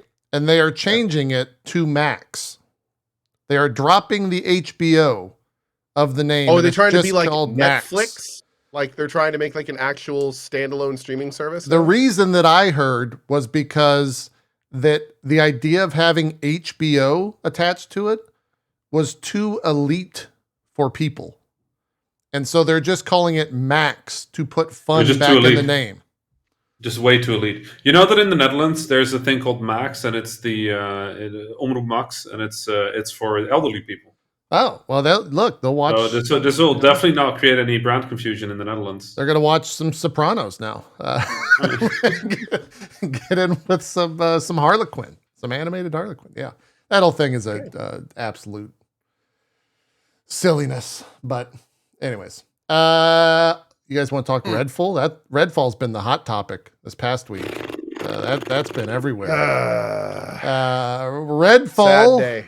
in case you weren't aware, will be launching on Xbox consoles with quality mode only. That means that the Xbox Series X will run at 4K 30 and the Xbox Series S will run at 1440 30 FPS. The 60 FPS performance mode will be added via game update at a later date. PC, of course, And it will is- run at PC, whatever. Xbox PC only, right? Yes. Yeah. And people, I'm very happy about this. they're very excited for Redfall. Thrilled. I think is the word. Just internet-wide excitement. Yeah. I've seen nothing but positive things. Not that this lends any, validity to the argument or anything, but it was definitely interesting to see like Xbox centric folk, Xbox like fanboys, as it were, being like, yeah, like that's awful. Like we needed to win and this ain't it, right? Like we can't spin this at all. This is just bad that it's launching 30 FPS on our flagship console, right? Like on our most powerful console on the market, the Xbox Series X, and it can only do 4K 30. No performance, no 60 FPS. And it doesn't even look that good. It doesn't like it. The game looks fine, but it doesn't look like it's not a graphic powerhouse. Yeah. Yes. 100% Yeah. correct. 100% It's correct. wild. Yeah. And for the record, I wasn't saying it. I meant it graphically didn't look good. It doesn't look like it should be chugging anyone's Xbox to get 60 FPS. It's not that good looking, Yes. which is so wild. 100% correct. I don't know much about the game of Redfall. I have to admit, like I know of the controversy around it. It's like everyone likes to say it's a Left 4 Dead, but it's completely wrong. It's more open world. It's like Far Cry, I think is what a lot of people are saying. That's what they're saying. It's like a co-op kind of Far Cry-y vampire open worldy experience. It's selling itself as something that's a little unique and sitting between standard genres. But the thing is Right. that they're not marketing it that way very well. So we're all kind of, I'm a big Arcane fan, so Right. I'm willing to, try it Same. out, and I hope it's good. But I gotta say, I feel like the marketing for this game has been so off-putting. Like they're focusing on the parts that are generic. The stuff that they really show and talk about it's not what Arcane excels at. Right. It'd be like trying to sell the game Prey, which was a phenomenal game in my opinion, as like a first-person Doom game. And it's like, no, the whole point of Prey was that you could explore this big station and you could go where you wanted to, and there was like puzzle solving and alternate way to do things and character progression and inventory management and all this cool stuff that Arcane's been great at since Arx Fatalis. But with this game, they keep on showing like, the sneaking elements and the communal shooting at big things elements. Let's just show a guy shooting at a big enemy for like 30 seconds. And it's like, what are you doing, man? Yeah. What are you doing? Yeah. I mean, I'm kind of curious because like obviously there's a reason for this. Like there has to be a reason for this. Like 4K They would 30 not- FPS, you mean? yeah, like okay, so it's a co-op game that does complicate it. Like, and again, like I'm not saying this is a big AAA company, big AAA publisher. They should just get this right. Like that, I don't think there's a discussion necessarily to be had there. But people are not going to like this but like the basic version is, what time is it? Nice. You know how fucking hard it is to do 60 FPS. You know how hard how super hard that is to do 60 FPS in a video game. Like you have like a 60th of a second to do all the logic, all the updating, and the rendering, right? In 1/60th of a second. Like there's very little time to do things. And I think when you're doing something that's a little weird and a little unique, like I don't know how this game works or how it syncs or what the networking is or like any of that, but the base version is like sometimes when you do something weird, you just don't have the space in your 60th of a second. Like you can choose between rendering or game logic. You can choose between your network code being precise or like it's just it is so fast. So 2 quick things. First of all, absolutely know what you're talking about. I mean, there's games, for instance, what was it? Fallout 76, if you jacked up the FPS, the entire world got faster. Like, there are all Right. sorts of, like, weird issues that may not be performance-based. That's a good point. But what's even stranger about this is that they're not limiting it on PC. Right. So it's like, what would that tell you? There's two possible options. Option A is there is a API or SDK or system on Xbox that they're building on that is causing trouble, and it is not an issue on their end. It might be an issue on somebody else's end because they're using something that requires more time than they have budget for. Right? That will be a mistake on their end. Absolutely, will be a mistake. You would build that thing with that in mind, right? The other thing is just purely it's a hardware limitation. Like they just can't do it right now, and they need to figure out where they can make space in their time budget. We call it a time budget. We call it a frame budget. And they need to make space in that budget to actually like make that happen. And it's likely that there is some sort of dependency or system that they need to rewrite to make it hit 60 FPS. And I'm sure that they started with the intent of 60 FPS, but like it's very Arcane is a studio that I believe rightfully is very stubborn about having an intended gameplay experience in the mechanics. You see that in all their games, right? They're not the studio that you go to for like the flashiest games or the fastest games or the whatever. They're the studio that says, okay, we have a really weird idea. We have a really weird idea. What if we do that?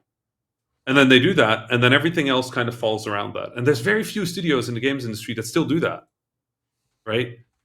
Because most studios start at like, it has to be 60 FPS, right? That's a bare minimum. And I like that Arcane is the kind of studio that says, okay, we'll see about 60, but let's make the game work. And is that a smart idea? I don't think so. Well, from a like PR perspective, this immediately sends, especially given the current narrative so far of 2023, is this game going to run like shit?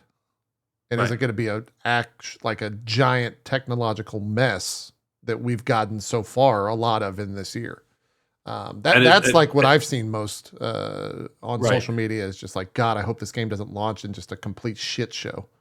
Right. Well, that's the kind of thing that we don't know, but I do know that trying to get that running in 30 FPS is going to be a lot easier than getting it to run smooth in 60 FPS. Yeah, right? Like it might save them. Like, you literally have, like, just to be entirely clear, you literally have double the time, right, per frame. Like double the time. That's a remarkable amount of time to have extra. Yeah. Now, do I think this is smart? No. Do I think that the fact that they're adding it to an update later is smart? No. Do I think they should have gone this right? Yeah, I think so.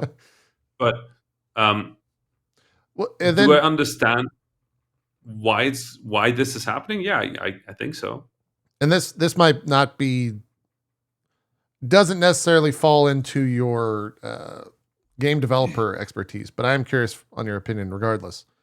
How much of this do you think is like Game Pass has a schedule for the year and we have to hit this because if we don't, then we're in a dead zone for Game Pass games this spring?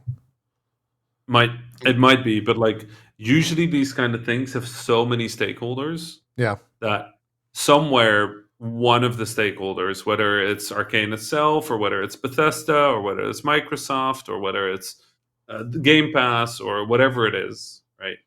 Whichever one of those is, somebody's saying like, no, we have to launch at this point.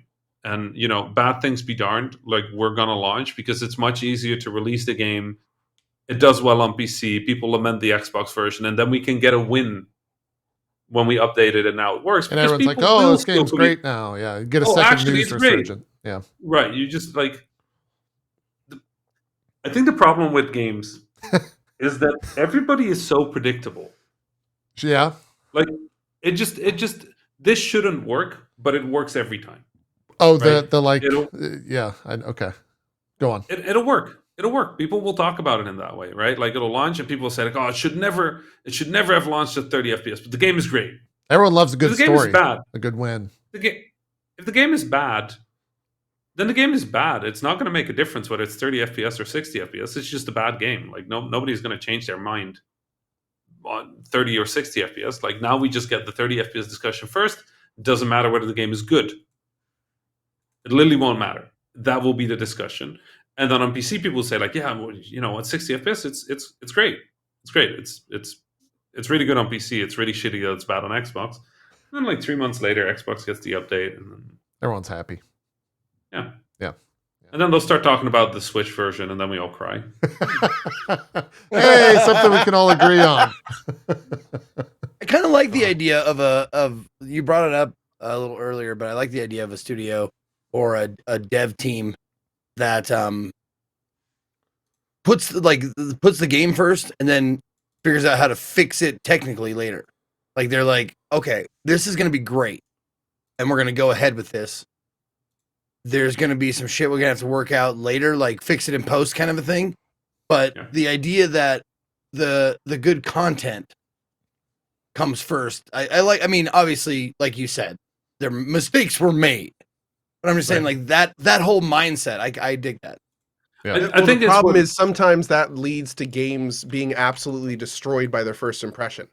So the flip side to that is that if a game is awesome and great mechanically, but it's a technical mess, it's never going to matter how good that stuff is. It's all going to get lost in the horrible first impression of it being crashy or too laggy or stuff like that. Right. So it's kind of a combination. But what I'm saying is that kind of thinking has a tendency to stifle dreamers, you know?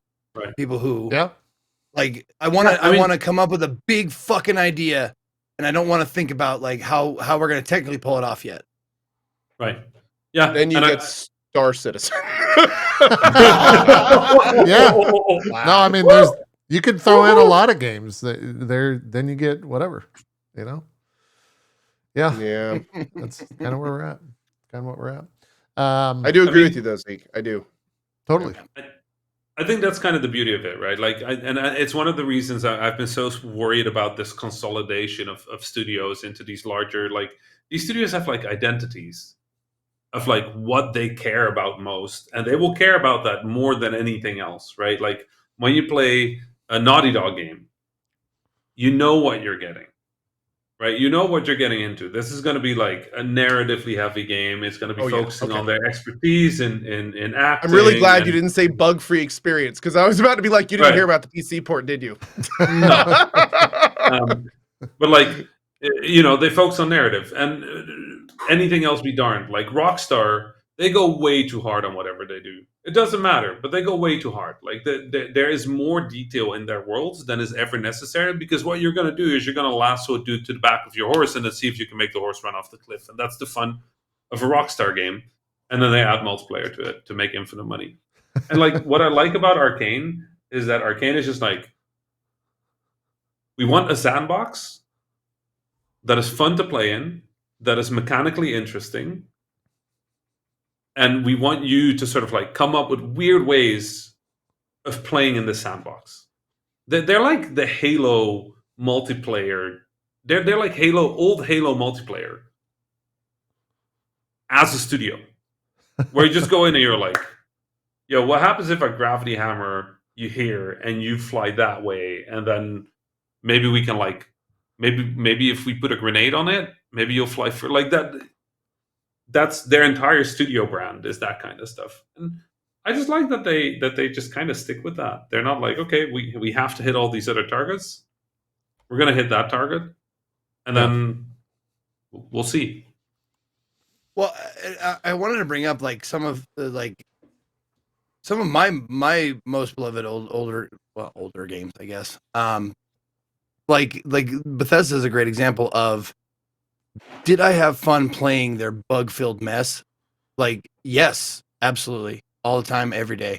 Like, I loved all of the Fallouts and all that kind of shit. Like, and I loved it so much that I was really forgiving of the fucking goofy, dumb shit that was left, like, was not unfixed. And that's kind of like my point, is like, should Bethesda have spent more time fixing their bugs before releasing it, with the risk of maybe we don't release it, you know, or something like that. Like that's the converse of that kind of Right. back and forth for me. Things just happen. Like a lot of these things genuinely, like I wish I had a smarter answer, but like a lot of these things are just like people have the best intentions and then things just don't. Like sometimes you're just so sure about a thing and like the entire team is on board and like it just isn't it. But like with games, you only find out like a year into development, you know? Like it's not like you're like a year in development, like that's a massive part of your budget on a lot of games. So, you know, Eventually, with 76, I could totally see where they were going. They just really didn't.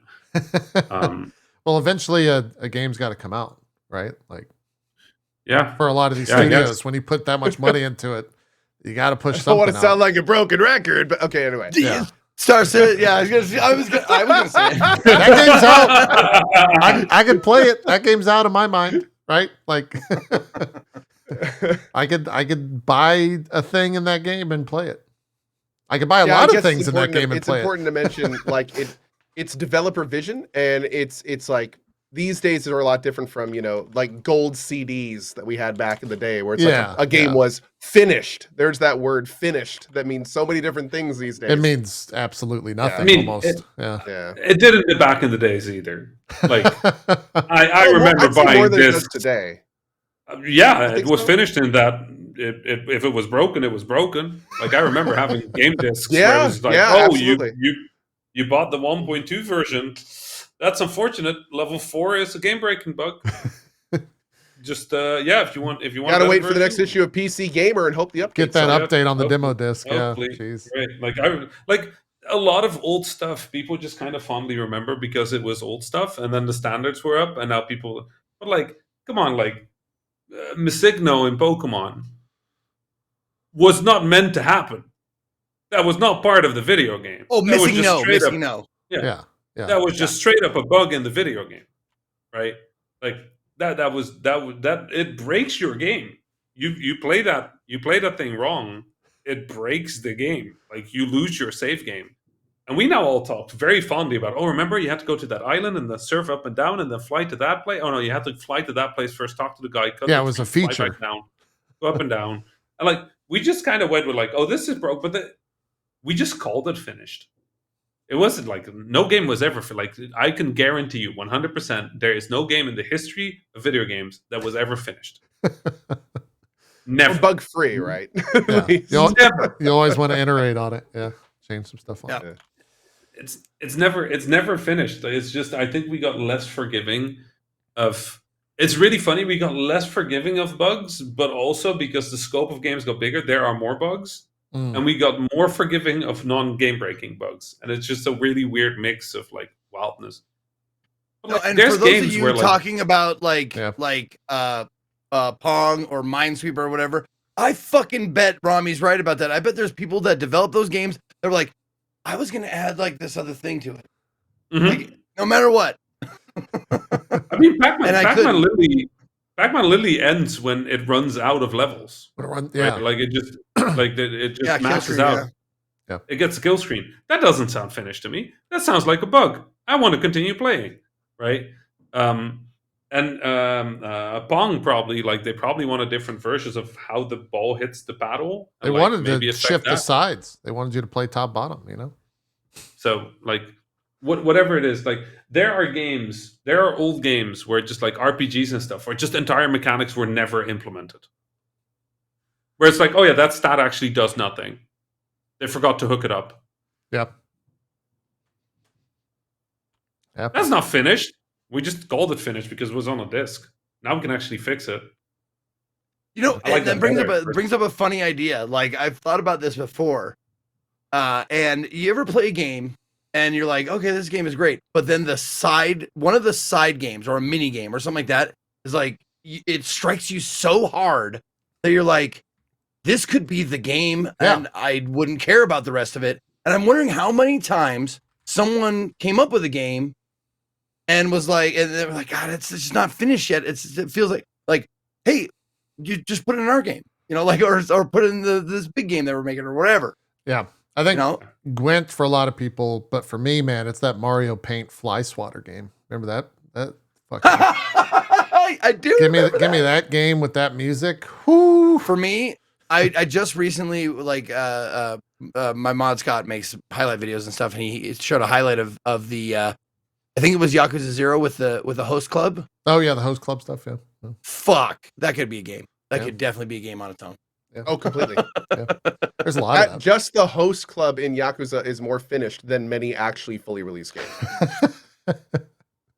Yeah. What else happened this past week? A bunch of trailers. We also had a Mario movie. Rami, did you see the Mario movie? I know these did not two see don't the go Mario movie outside. yet. Okay, I'm the only person that's seen the Mario movie. I think I was gonna watch it, but then some stuff happened and I didn't. Actually, it's good. As we're speaking, as you'll Cool story, notice, bro. I could curse a little earlier, which means I can also eat and drink. Yeah, Like my fast's over, so I'm just gonna grab a quick snack Do it. to break my fast. do it. Okay, yeah. I'll be back Do in it. like Yeah. seconds. Do it. Yep. You saw the Mario movie, but did you see the D&D movie? Because I saw that. I saw both. Yeah, I saw both. Okay. Yeah. That fucking D&D movie. That movie has no what we right wanted. being is good. I know. And I'm sitting there going like, they're name dropping shit from I'm guessing all genres, like or all the years of D&D and shit.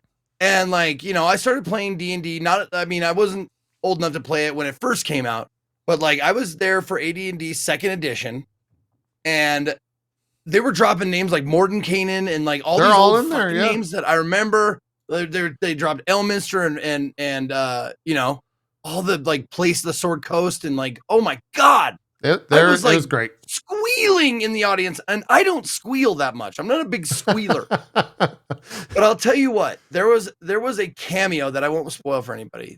There was a cameo in the towards the end of the movie. There was a cameo, Gotcha. and I saw that. I went, wait a minute, no. And then I saw it. Then it showed it again. I went, "Eee!" Like seriously, I did that Yeah. in the theater, sitting there by myself. Oh, okay. I know what you're talking about. Yeah. I know what you're referencing. Yeah. Yeah. Dude, I agree. that D&D shit movie was was great. Mario movie's the same way. Fantastic. Mario movie's just filled. The Mario movie isn't. It's not a perfect movie. I would say it's not like a fantastic movie, but it's great in the sense that you go into that, and if you've played a Mario game, you leave wanting to play a Mario game. Like they captured the essence of Mario throughout that entire game, or throughout that entire movie. And like the Easter eggs are everywhere. Like every 5 seconds you get an Easter egg in that game, or in that movie. I'm confusing the two. There's so many just like fun things. And then Jack Black is a rock star and couldn't do no wrong as far as I'm concerned. I came out of that movie, I was like, yeah, I like that Jack Black guy. He's a good Bowser. He sings a fun song that has taken over social media over the past week. So it's good. Go watch both D&D and the Mario movie. Fantastic. Speaking of songs, the song that you played at the very beginning of the stream today, what is that? The secret one? What the fuck? I was So I did I was confused, but I was tapping my toe, man. That shit was good. I did a 128 song bracket for video game music, and that was in that. I had never heard it before. And it's from Battle Block Theater. Okay. Okay. Which is an indie game of sorts, I guess. And that is the music from their secret level in that game. And I had never heard it before, and I think that song's really absurd and a fun time. So did you do the bracket? Okay. And, is it done? Yeah, it's over. It's over. Did Donkey Kong Rap win? Was it on there? I'm trying to think if it was on there. Okay. The full bracket's 256, so I was literally missing 128 songs, but it would have taken like 10 hours to do. Okay, my chat is saying it was on there. It did not win. Okay. That's an interesting idea. I like that, JP. I would love to see that. Yeah, the DuckTales song won. The moon theme. That's not really video game though, is it? It's from a video game. It came from the there's series. a DuckTales video game. No, I know there's a DuckTales video game. I'm not saying there's not a DuckTales video game. I'm saying the song was originally for the cartoon series, right? Look, everyone gets a list. Okay, you can make it. All right. I mean, that's cool Right. and all, but how dare you? Yeah. No, I would have immediately disqualified it because it wasn't made for a video game. Got it. There's a lot of Personal opinion. Fuck you. Oh man, yeah, you should do the brackets, Zeke, on stream. It's good. It's great. Yeah, that sounds like a fun idea. From KDA, the League of Legends song is in there. That's not even in League of Legends, and that was in. Oh, okay. I think that was in my top 8 or top 4 or something like that. But that's because anytime I get in my wife's car, it starts to play. So dude, that other song that you played would definitely be in my bracket. Horse Steppin', man, from Hotline. Yeah, no, that was top 4, I think, in mine. Top 2. Top 4, yeah, like good placement. Good placement. It's a great song. It's a great song. A lot of great stuff. Outland Miami had good music. Yep. We were talking about movies, talking about trailers. We had some Thursday was just banger trailer day. We had the Legend of Zelda Tears of the Kingdom trailer, which was the final trailer before that game comes out. Rami, I have to talk about this because I have to invite a guest to talk about Zelda because these two are just okay. not I'm receptive. super excited. Yeah. I'm so excited. You watched the trailer, you're into it, you're a fan of it? I will be really honest. Until that trailer, I was looking at Tears of the Kingdom and I was like, yeah, looking forward to some more Breath of the Wild. Yeah. And then I watched this and I'm like, holy shit, they are going above and beyond, literally. Like this is some of the coolest shit I've seen from a design perspective, from a game design perspective in a while. Like they redefined like open world exploration with Breath of the Wild, and they're just sort of like taking a stab at like, you know, so many systems here and like redoing them, sort of like the combining stuff and the just incredible. Like it just. It's great that it's like if it hadn't been a Zelda game and it was something else, I would be equally excited. But like I like Zelda, so yeah. When you aren't they putting a supermodel Here it like comes. on a rusty Here we fucking go. BMX bike? when you say they redefined open world exploration with Zelda, do you mean in the Zelda franchise or like the world? I mean, Elden Ring exists the world in a lot of ways. Straight up the world. Straight up the world. What Zelda? Did they? Okay. Yeah. I can defend that point. I think what Zelda did that just wasn't really a thing that people did was the application of verticality as a sincere and genuine part of how the exploration system worked. And applying that to how people prioritize their own goals in the game had not been done before. If it had been, I hadn't seen it. Like people bring up, actually somebody in chat is already doing it. People bring up games like Assassin's Creed. The point of Assassin's Creed is that it's effectively a flat game. Like when you think of the game design, it's effectively a flat game. It just takes a little longer to get to places. But if instead of a tower that had just been flat and there had been more distance, it would have effectively been the same thing, right? It doesn't actually matter because you're playing that game on the map. And Zelda was very much about I got to a high spot and I see a thing in the distance, and I want to see that thing, so I put the little marker on it, and now there's a beam of light, and I go there. And then on the way there, I have to climb it every other way, or I have to go down, or I have to go into a valley. And the valley was actually a thing you looked at and you're like, oh, okay. And the way they implemented that and the way the intentionality of the verticality, I think was unlike anything I've ever seen. That's the only point I have. If you have any example of a game that did that sort of like intentionality and the verticality as part of the exploration mechanics to further ask about your point, is it because and I'm honestly asking, I'm not trying to be a dick this time. No, that's what I love this time. This is great. Is it because like it was a true feeling of I see that point, I can get there no matter what. No invisible walls, basically. Like that is a standard in video games. not even sure if that is true for Zelda. Okay.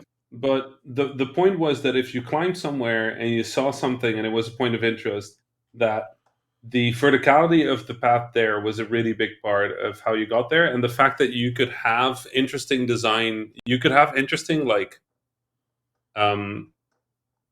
the way you looked at a space really changed what your priority setting was in that space, right? Just because if you were looking at it from above, you would have this overview of like, oh, actually, that's more important than this is more important. If you're on a lower hill, you might not be able to see those other things. So it is this weird. It had this really unique sense of, at the time, unique because it's no longer unique. Everybody copied it. It had this very unique sense of like, I set my goals based on how high I get. But if you couldn't get high, you were just like following the path, right? You could just follow the path. But if you decided to go up somewhere, you might find that just across the hill was something interesting. And I think a lot of games did that by accident. Zelda did that very intentional. The climbing mechanics were very intentional. And that was really cool. There was no other way of like finding things than doing exactly that. And just walk. Yeah. Okay, on a completely different tack, do you ever think a game as beautiful and expansive and an open world like this is wasted on the tech of the Switch? Oh, okay. Here's the thing. Actually, don't fully disagree, but I also thought it created a really interesting sense of scarcity in that world. Like, I'll be really honest, that world is empty as shit. Like the Zelda world is it's super empty. It's just it's the emptiest thing, right? Like you just walk through it, you're like, wow, okay. I guess this is a very long, empty thing with a path. It didn't really do much for my sense of scale or sense of anything. It just felt like the Switch. Like the Switch couldn't render more. Like just straight up couldn't render more. It's probably true. Would I have seen that exact same game somewhere else? Yeah, sure, but somebody did it. It's called Genshin. They literally stole like 70% of that shit and just put it in their game and like put the climbing in there. And I think they didn't do it as well. They didn't do it as well as Zelda did at all. Like, but they stole that part of the game and it became a good part of that game. So, yeah. Last question: how cool was it for you when you see a place and you want to go to that place, but you suddenly have to stop going to that place because your fucking sword broke and you have to go find a new fucking thing, and then you make it a little bit further and then you got to fucking find another one, and so how awesome was that? Really cool for you? Yeah, that was awesome. That was actually one of my favorite things about the game. No, straight up, that was actually genuinely one of my favorite things about the game. I like the durability. Yeah, I'm on that side. I'm very sorry, but like I'm 100% on the like, let's unfuck the power curve and just like, if it's powerful, it breaks fast. So you want to use it? Cool. Use it smartly. You know, it's that fucking the thing with potions in games, where at the end of the game everybody has like 500 potions because they're all saving them for the final boss, and then you don't use them during the final boss either because you're so OP. Like, I don't know what you're talking about. 90% of the chat is like, this people motherfucker's really talking about me. He just named me on this goddamn show. Speaking out against that I don't think game. Are you that far removed from gamers that you don't realize that's the point? I don't think people really do that. I think that's a lie. So here's the thing. I actually ended Zelda with a bunch of weapons that were really powerful and I never used. Yeah. And then after I was done with the game, I just went and smacked some weak enemies. Gear fear, yeah. I smacked some weak enemies in the face with like hyper powerful weapons, and I felt great about it. I had like, that was just wonderful. Yeah. Cool. I really like that system. It's back. I'm happy it's back. It's back, but it's changed a little bit, right? Because now it's like, now it's like if your weapon's weak, you can fuse a fucking rock onto it, and now you have like a hammer instead of a sword or some shit. I will say, I still think it was bullshit that they applied it to the Master Sword in any way, shape, or form. But yeah, I do like feel that. Go ahead. I do feel like they had to, because otherwise people would just use the fucking. It becomes like, let's always use the Mastered Sword and forget the rest of the game. Yeah. There's there's so many more elegant ways to do that, it seems like, but yeah, absolutely. So it's interesting because like I haven't really had a chance to respond for a little bit, but I will say I see your point about the verticality. And this also would come down to perspective because I certainly would not say that that's like a defining factor in like the overall. I also would argue the games like Dying Light, which are hugely vertical, and Dishonored, have done that kind of stuff like in a far more interesting manner. But at the same time, I think at that point you're arguing opinion because like if that's an important cornerstone, and the stamina system is cool. Right. I mean, hell, an MMO that I'm looking forward to coming out soon clearly takes a lot of spiritual influence from that system. It's obviously a great system. So yeah, I could see if that's a big part of it. I would absolutely understand why that would be a I will consideration. actually say I would disagree with Dishonored in your assessment, but Dying Light was fucking fire. That game was way better than people gave it credit for. Like that was doing some wild The stuff. first one. The first one? Yeah. Really- The first one. Yeah. We're The talking about second the one first is the second one I like had one. some issues. Yeah, but I mean the gameplay and the world design of the second is actually pretty Right. great. That's definitely the stuff we're talking about now was still good in the second one. It just had Dying some Light other fundamental one. problems. Yeah. You know that was the only game I've ever played where I believed darkness was actually dark.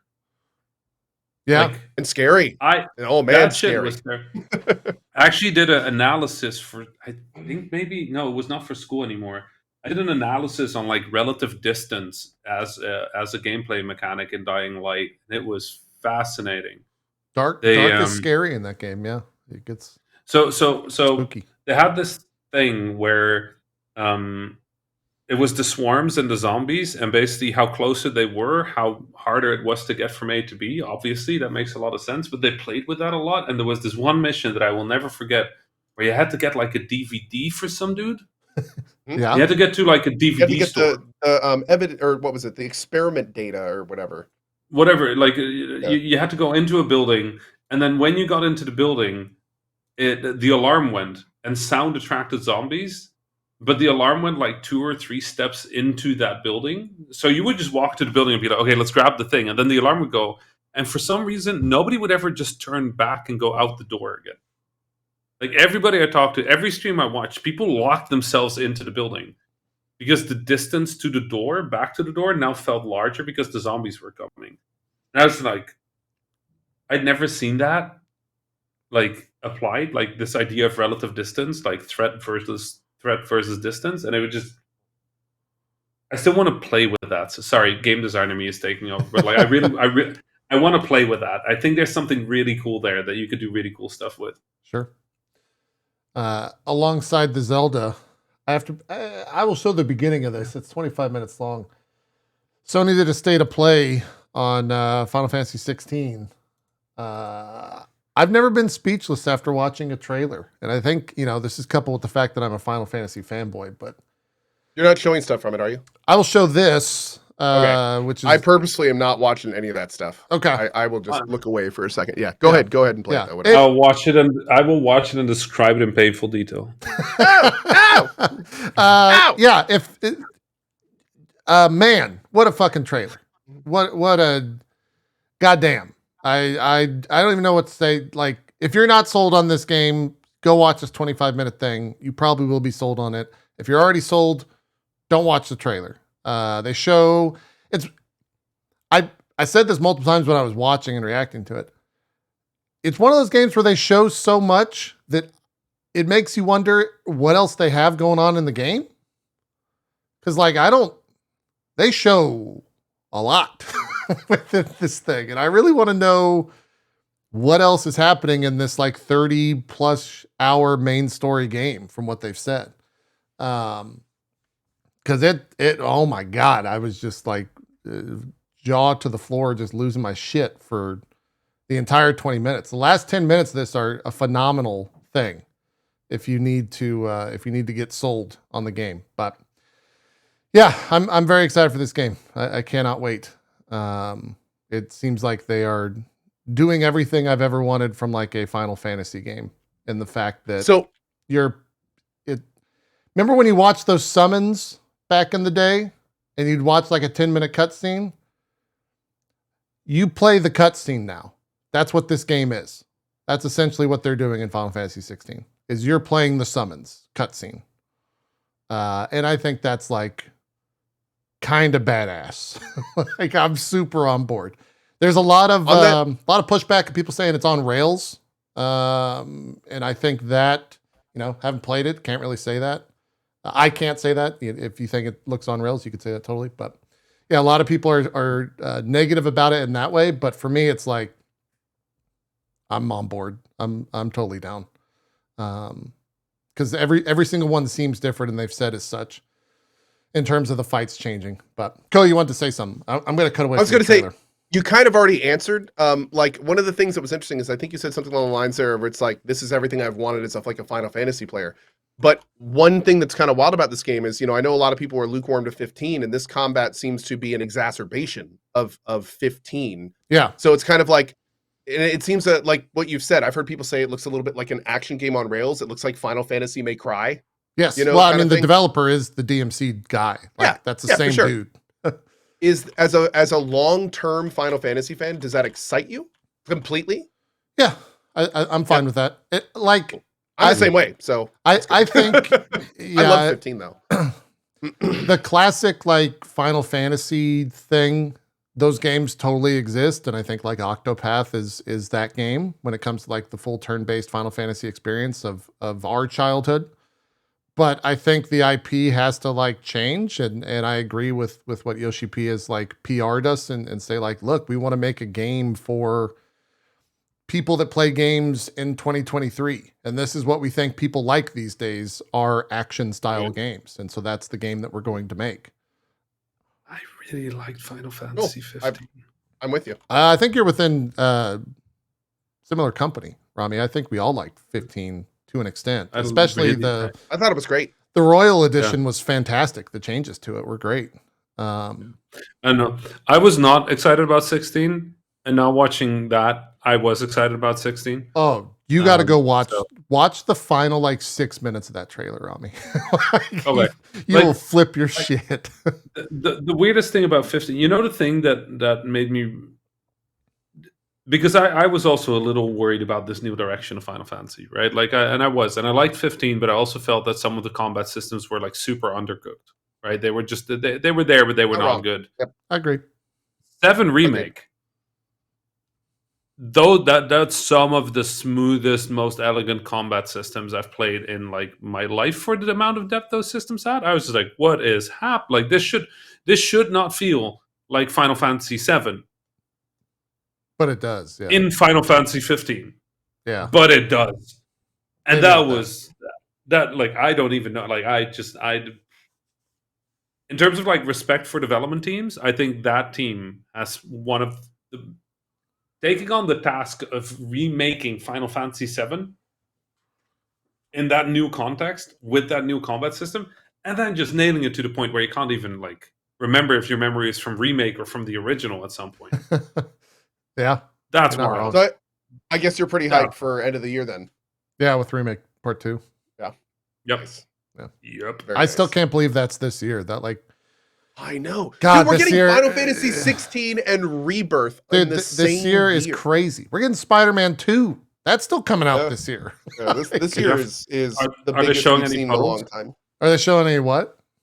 Puddles for Spider-Man 2? Oh, I hope not. I hope it's a puddleless trailer. Oh, God. I don't want Puddlegate all over again. But yeah. Oh, and Alan Wake. Alan Wake is happening, right? Is Alan Wake 2 this year? Oh. Yeah, I think so. Also, remember for all of your Final Fantasy VII information, ff7rebirth.com for the new one. Great site. Absolutely fantastic. Yeah. I can't believe you grabbed that. You son of a bitch. No way. You did? Cole, you know what does it link? Does it link to your Twitch? Because what you should do is get an affiliate link and put it there to buy Final Fantasy. Oh, no. When it comes out, you put like an Amazon affiliate link for every country. The absolute least I can do to poke the powers that be with this. Yeah, that's true. That's true. Yeah. I absolutely sent a message to the Sony rep that I know and was just like, just slide this in there. If you guys want it, like, you can have it. I'm not trying to squat this. It's all jokes. Don't worry about it, man. And he was just like, just "Oh, to we answer don't your care question, right now." Alan Wake 2 is, according to PlayStation Lifestyle, Alan Wake 2 is still on track for a 2023 release. Awesome. Great. Really? For some reason, I thought that was 2024. Another dude. This is the year of sequels. It's Sequels an and insane remakes. year, dude. It really Sequels is. and remakes. We've got amazing remakes already. It's only freaking mid-April. We have more cool remakes coming out. We've got great originals. We've got like incredible sequels. Like this. Yeah. This year, man. This year has And been. I'm Whew. mostly gonna play Destiny anyway. Yeah. Oh man, I want to end the show here in about 2 or 3 minutes. But Rami, did you see all those Destiny leaks from that creator that signed the NDA okay. and then like, holy shit? Heard about them, but I didn't look them up. Okay. Real quick, I got a question.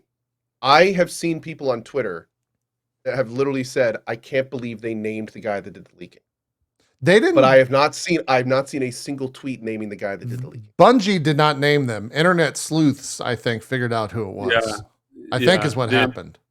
Okay, is it like someone? I don't want to spread rumors, but I mean, is it like someone we know? Like, No, I don't do think we know so. what happened? I don't Okay, think so. okay. I didn't look into who it was, but like, Right. that's a big in the creator really any space. If you sign an NDA and you break the NDA, you deserve everything that's coming your way. So for those asking, what happened is Bungie held a creator summit where they invited some creators to look at behind closed doors at some future stuff. And apparently one of them then leaked like a lot of the stuff they were told. And chat, no, it was not you, but thank you. So it was just a huge deal because it's a massive, awesome thing when companies invite creators to see this super important secret future content. So to have one of them then break that trust, essentially ruining this for all creators and everyone involved. Bungie tweeted that like, look, we love inviting creators for this, but we can't do this anymore if creators are going to break this, break the NDAs. I don't get it. Go ahead. Yeah. I don't get it. I don't just that's all. Like I literally don't have more opinions about this than what a fucking idiot. Yes, like, just, I agree. This is the dumbest. That's the dumbest shit I've heard in video games in a very long time. And there's some stupid shit that happens in video games. Like frankly, like all the time. This is by far the lowest level dumbest shit I've heard any like just professional do in a professional capacity. Because there's personal shit that people do that's dumber than this. But like on a professional level. This is like I've never heard anything like it. There was no purpose to this. It's how you get removed from a billion everything lists. Forever. Yeah, and also everything. I'm glad you brought this up because as a non-Destiny player, I wanted to ask both you, JP and Rami, about this.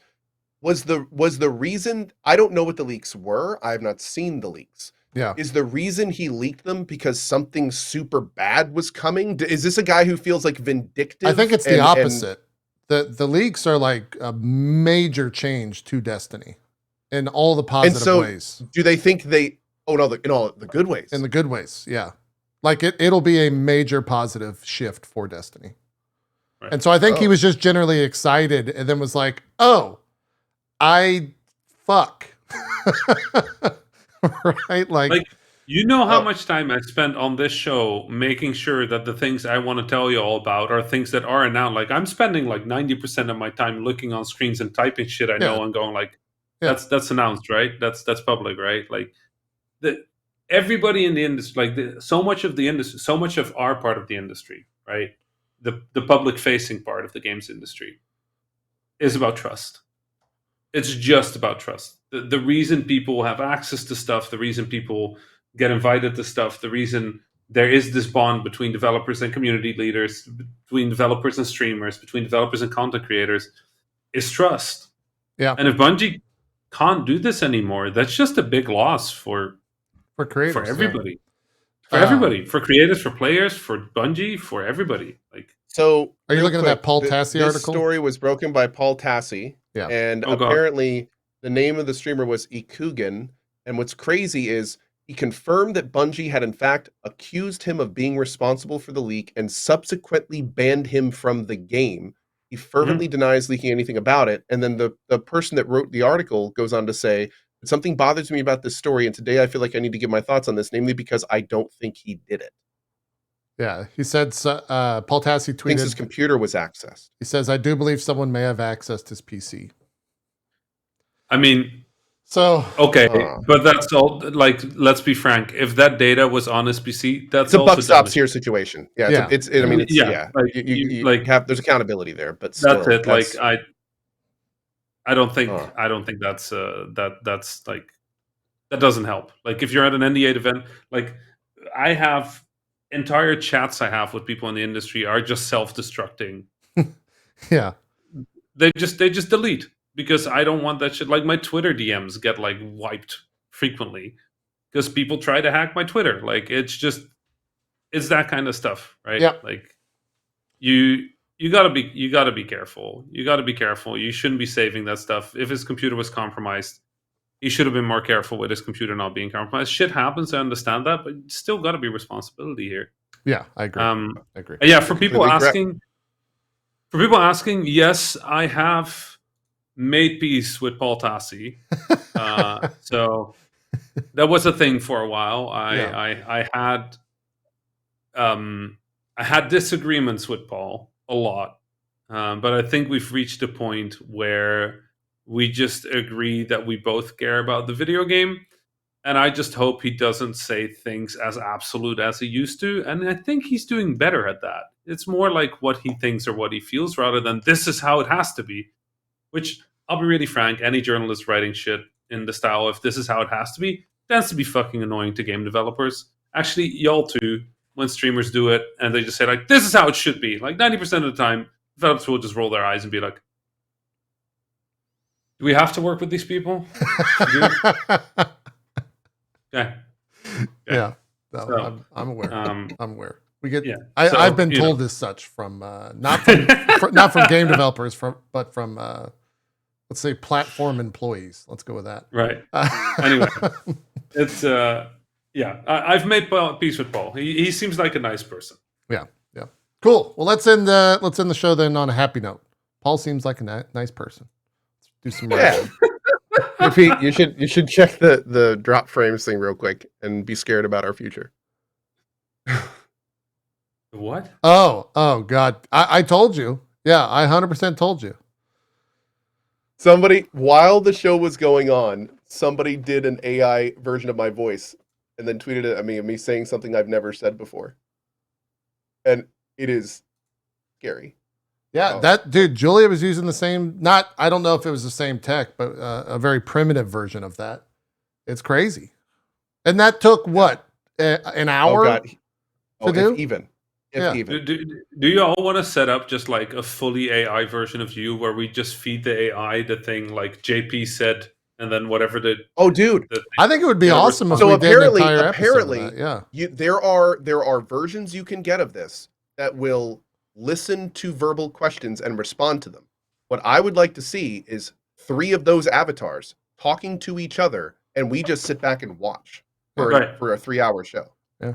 In fact, if you'd want to be the AI guest, the AI guest, we can bring you in to discuss that stuff. Absolutely. Doesn't you know what the wildest stuff would be if you just do this and I'm the only one that's really there, but that's I real. don't know. Okay, but now see, I don't want to say any other ideas on air because I'd rather that be a part of the production for chat to be like what's real, what's not, and like is Co real right now or is that AI Co?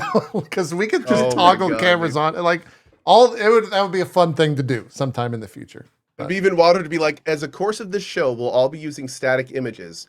And the only thing we can promise you is for 50% of the time it will be real, and 50% of the time it will be AI. And it will be up to you to decide which is which and when. I'm on board. Look, you just tell me when and where. We'll figure it. I'll try to get the tech. I need the tech, and then I can figure out the production side of it. Yeah. The tech is the tough part there. All right, let's do some shout outs. We're over. I promised we were going to be done, but we're over. Zeke.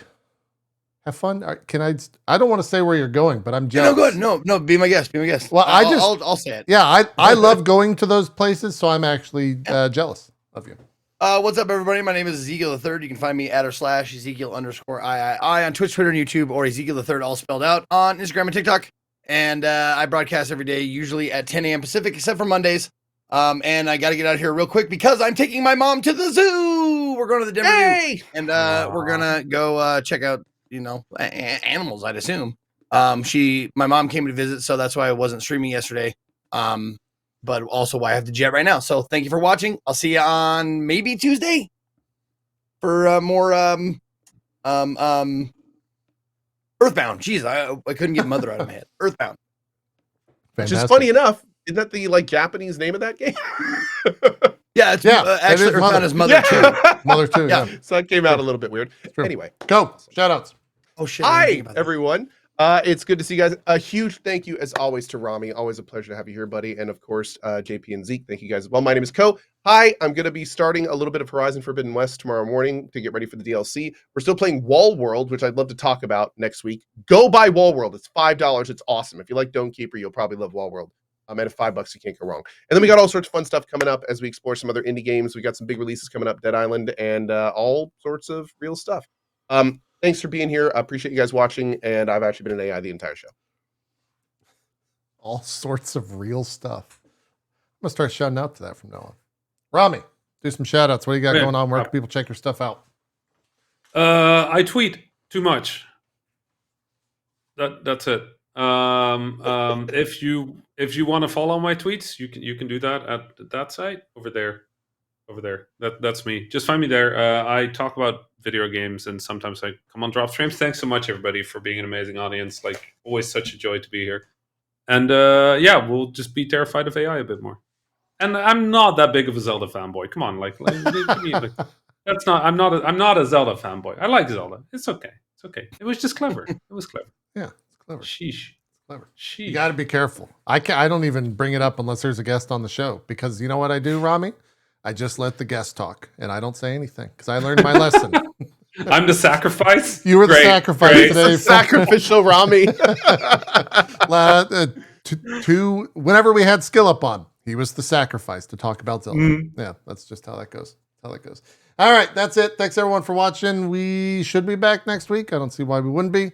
We'll see if we have a guest. What game comes out? Horizon. Is Dead Island 2 out this week? Let's say like is that the 21st? Maybe. Yeah. Like okay. That. Yeah. So it should be out. All right. Yeah, we could talk. And we got a lot of games we've talked about this week. We didn't really get to talk about games today, so we got a lot to talk about next week. That's true. All right, we're out. Thanks everyone so much for watching. We will see you next time. Have a good one. Bye bye.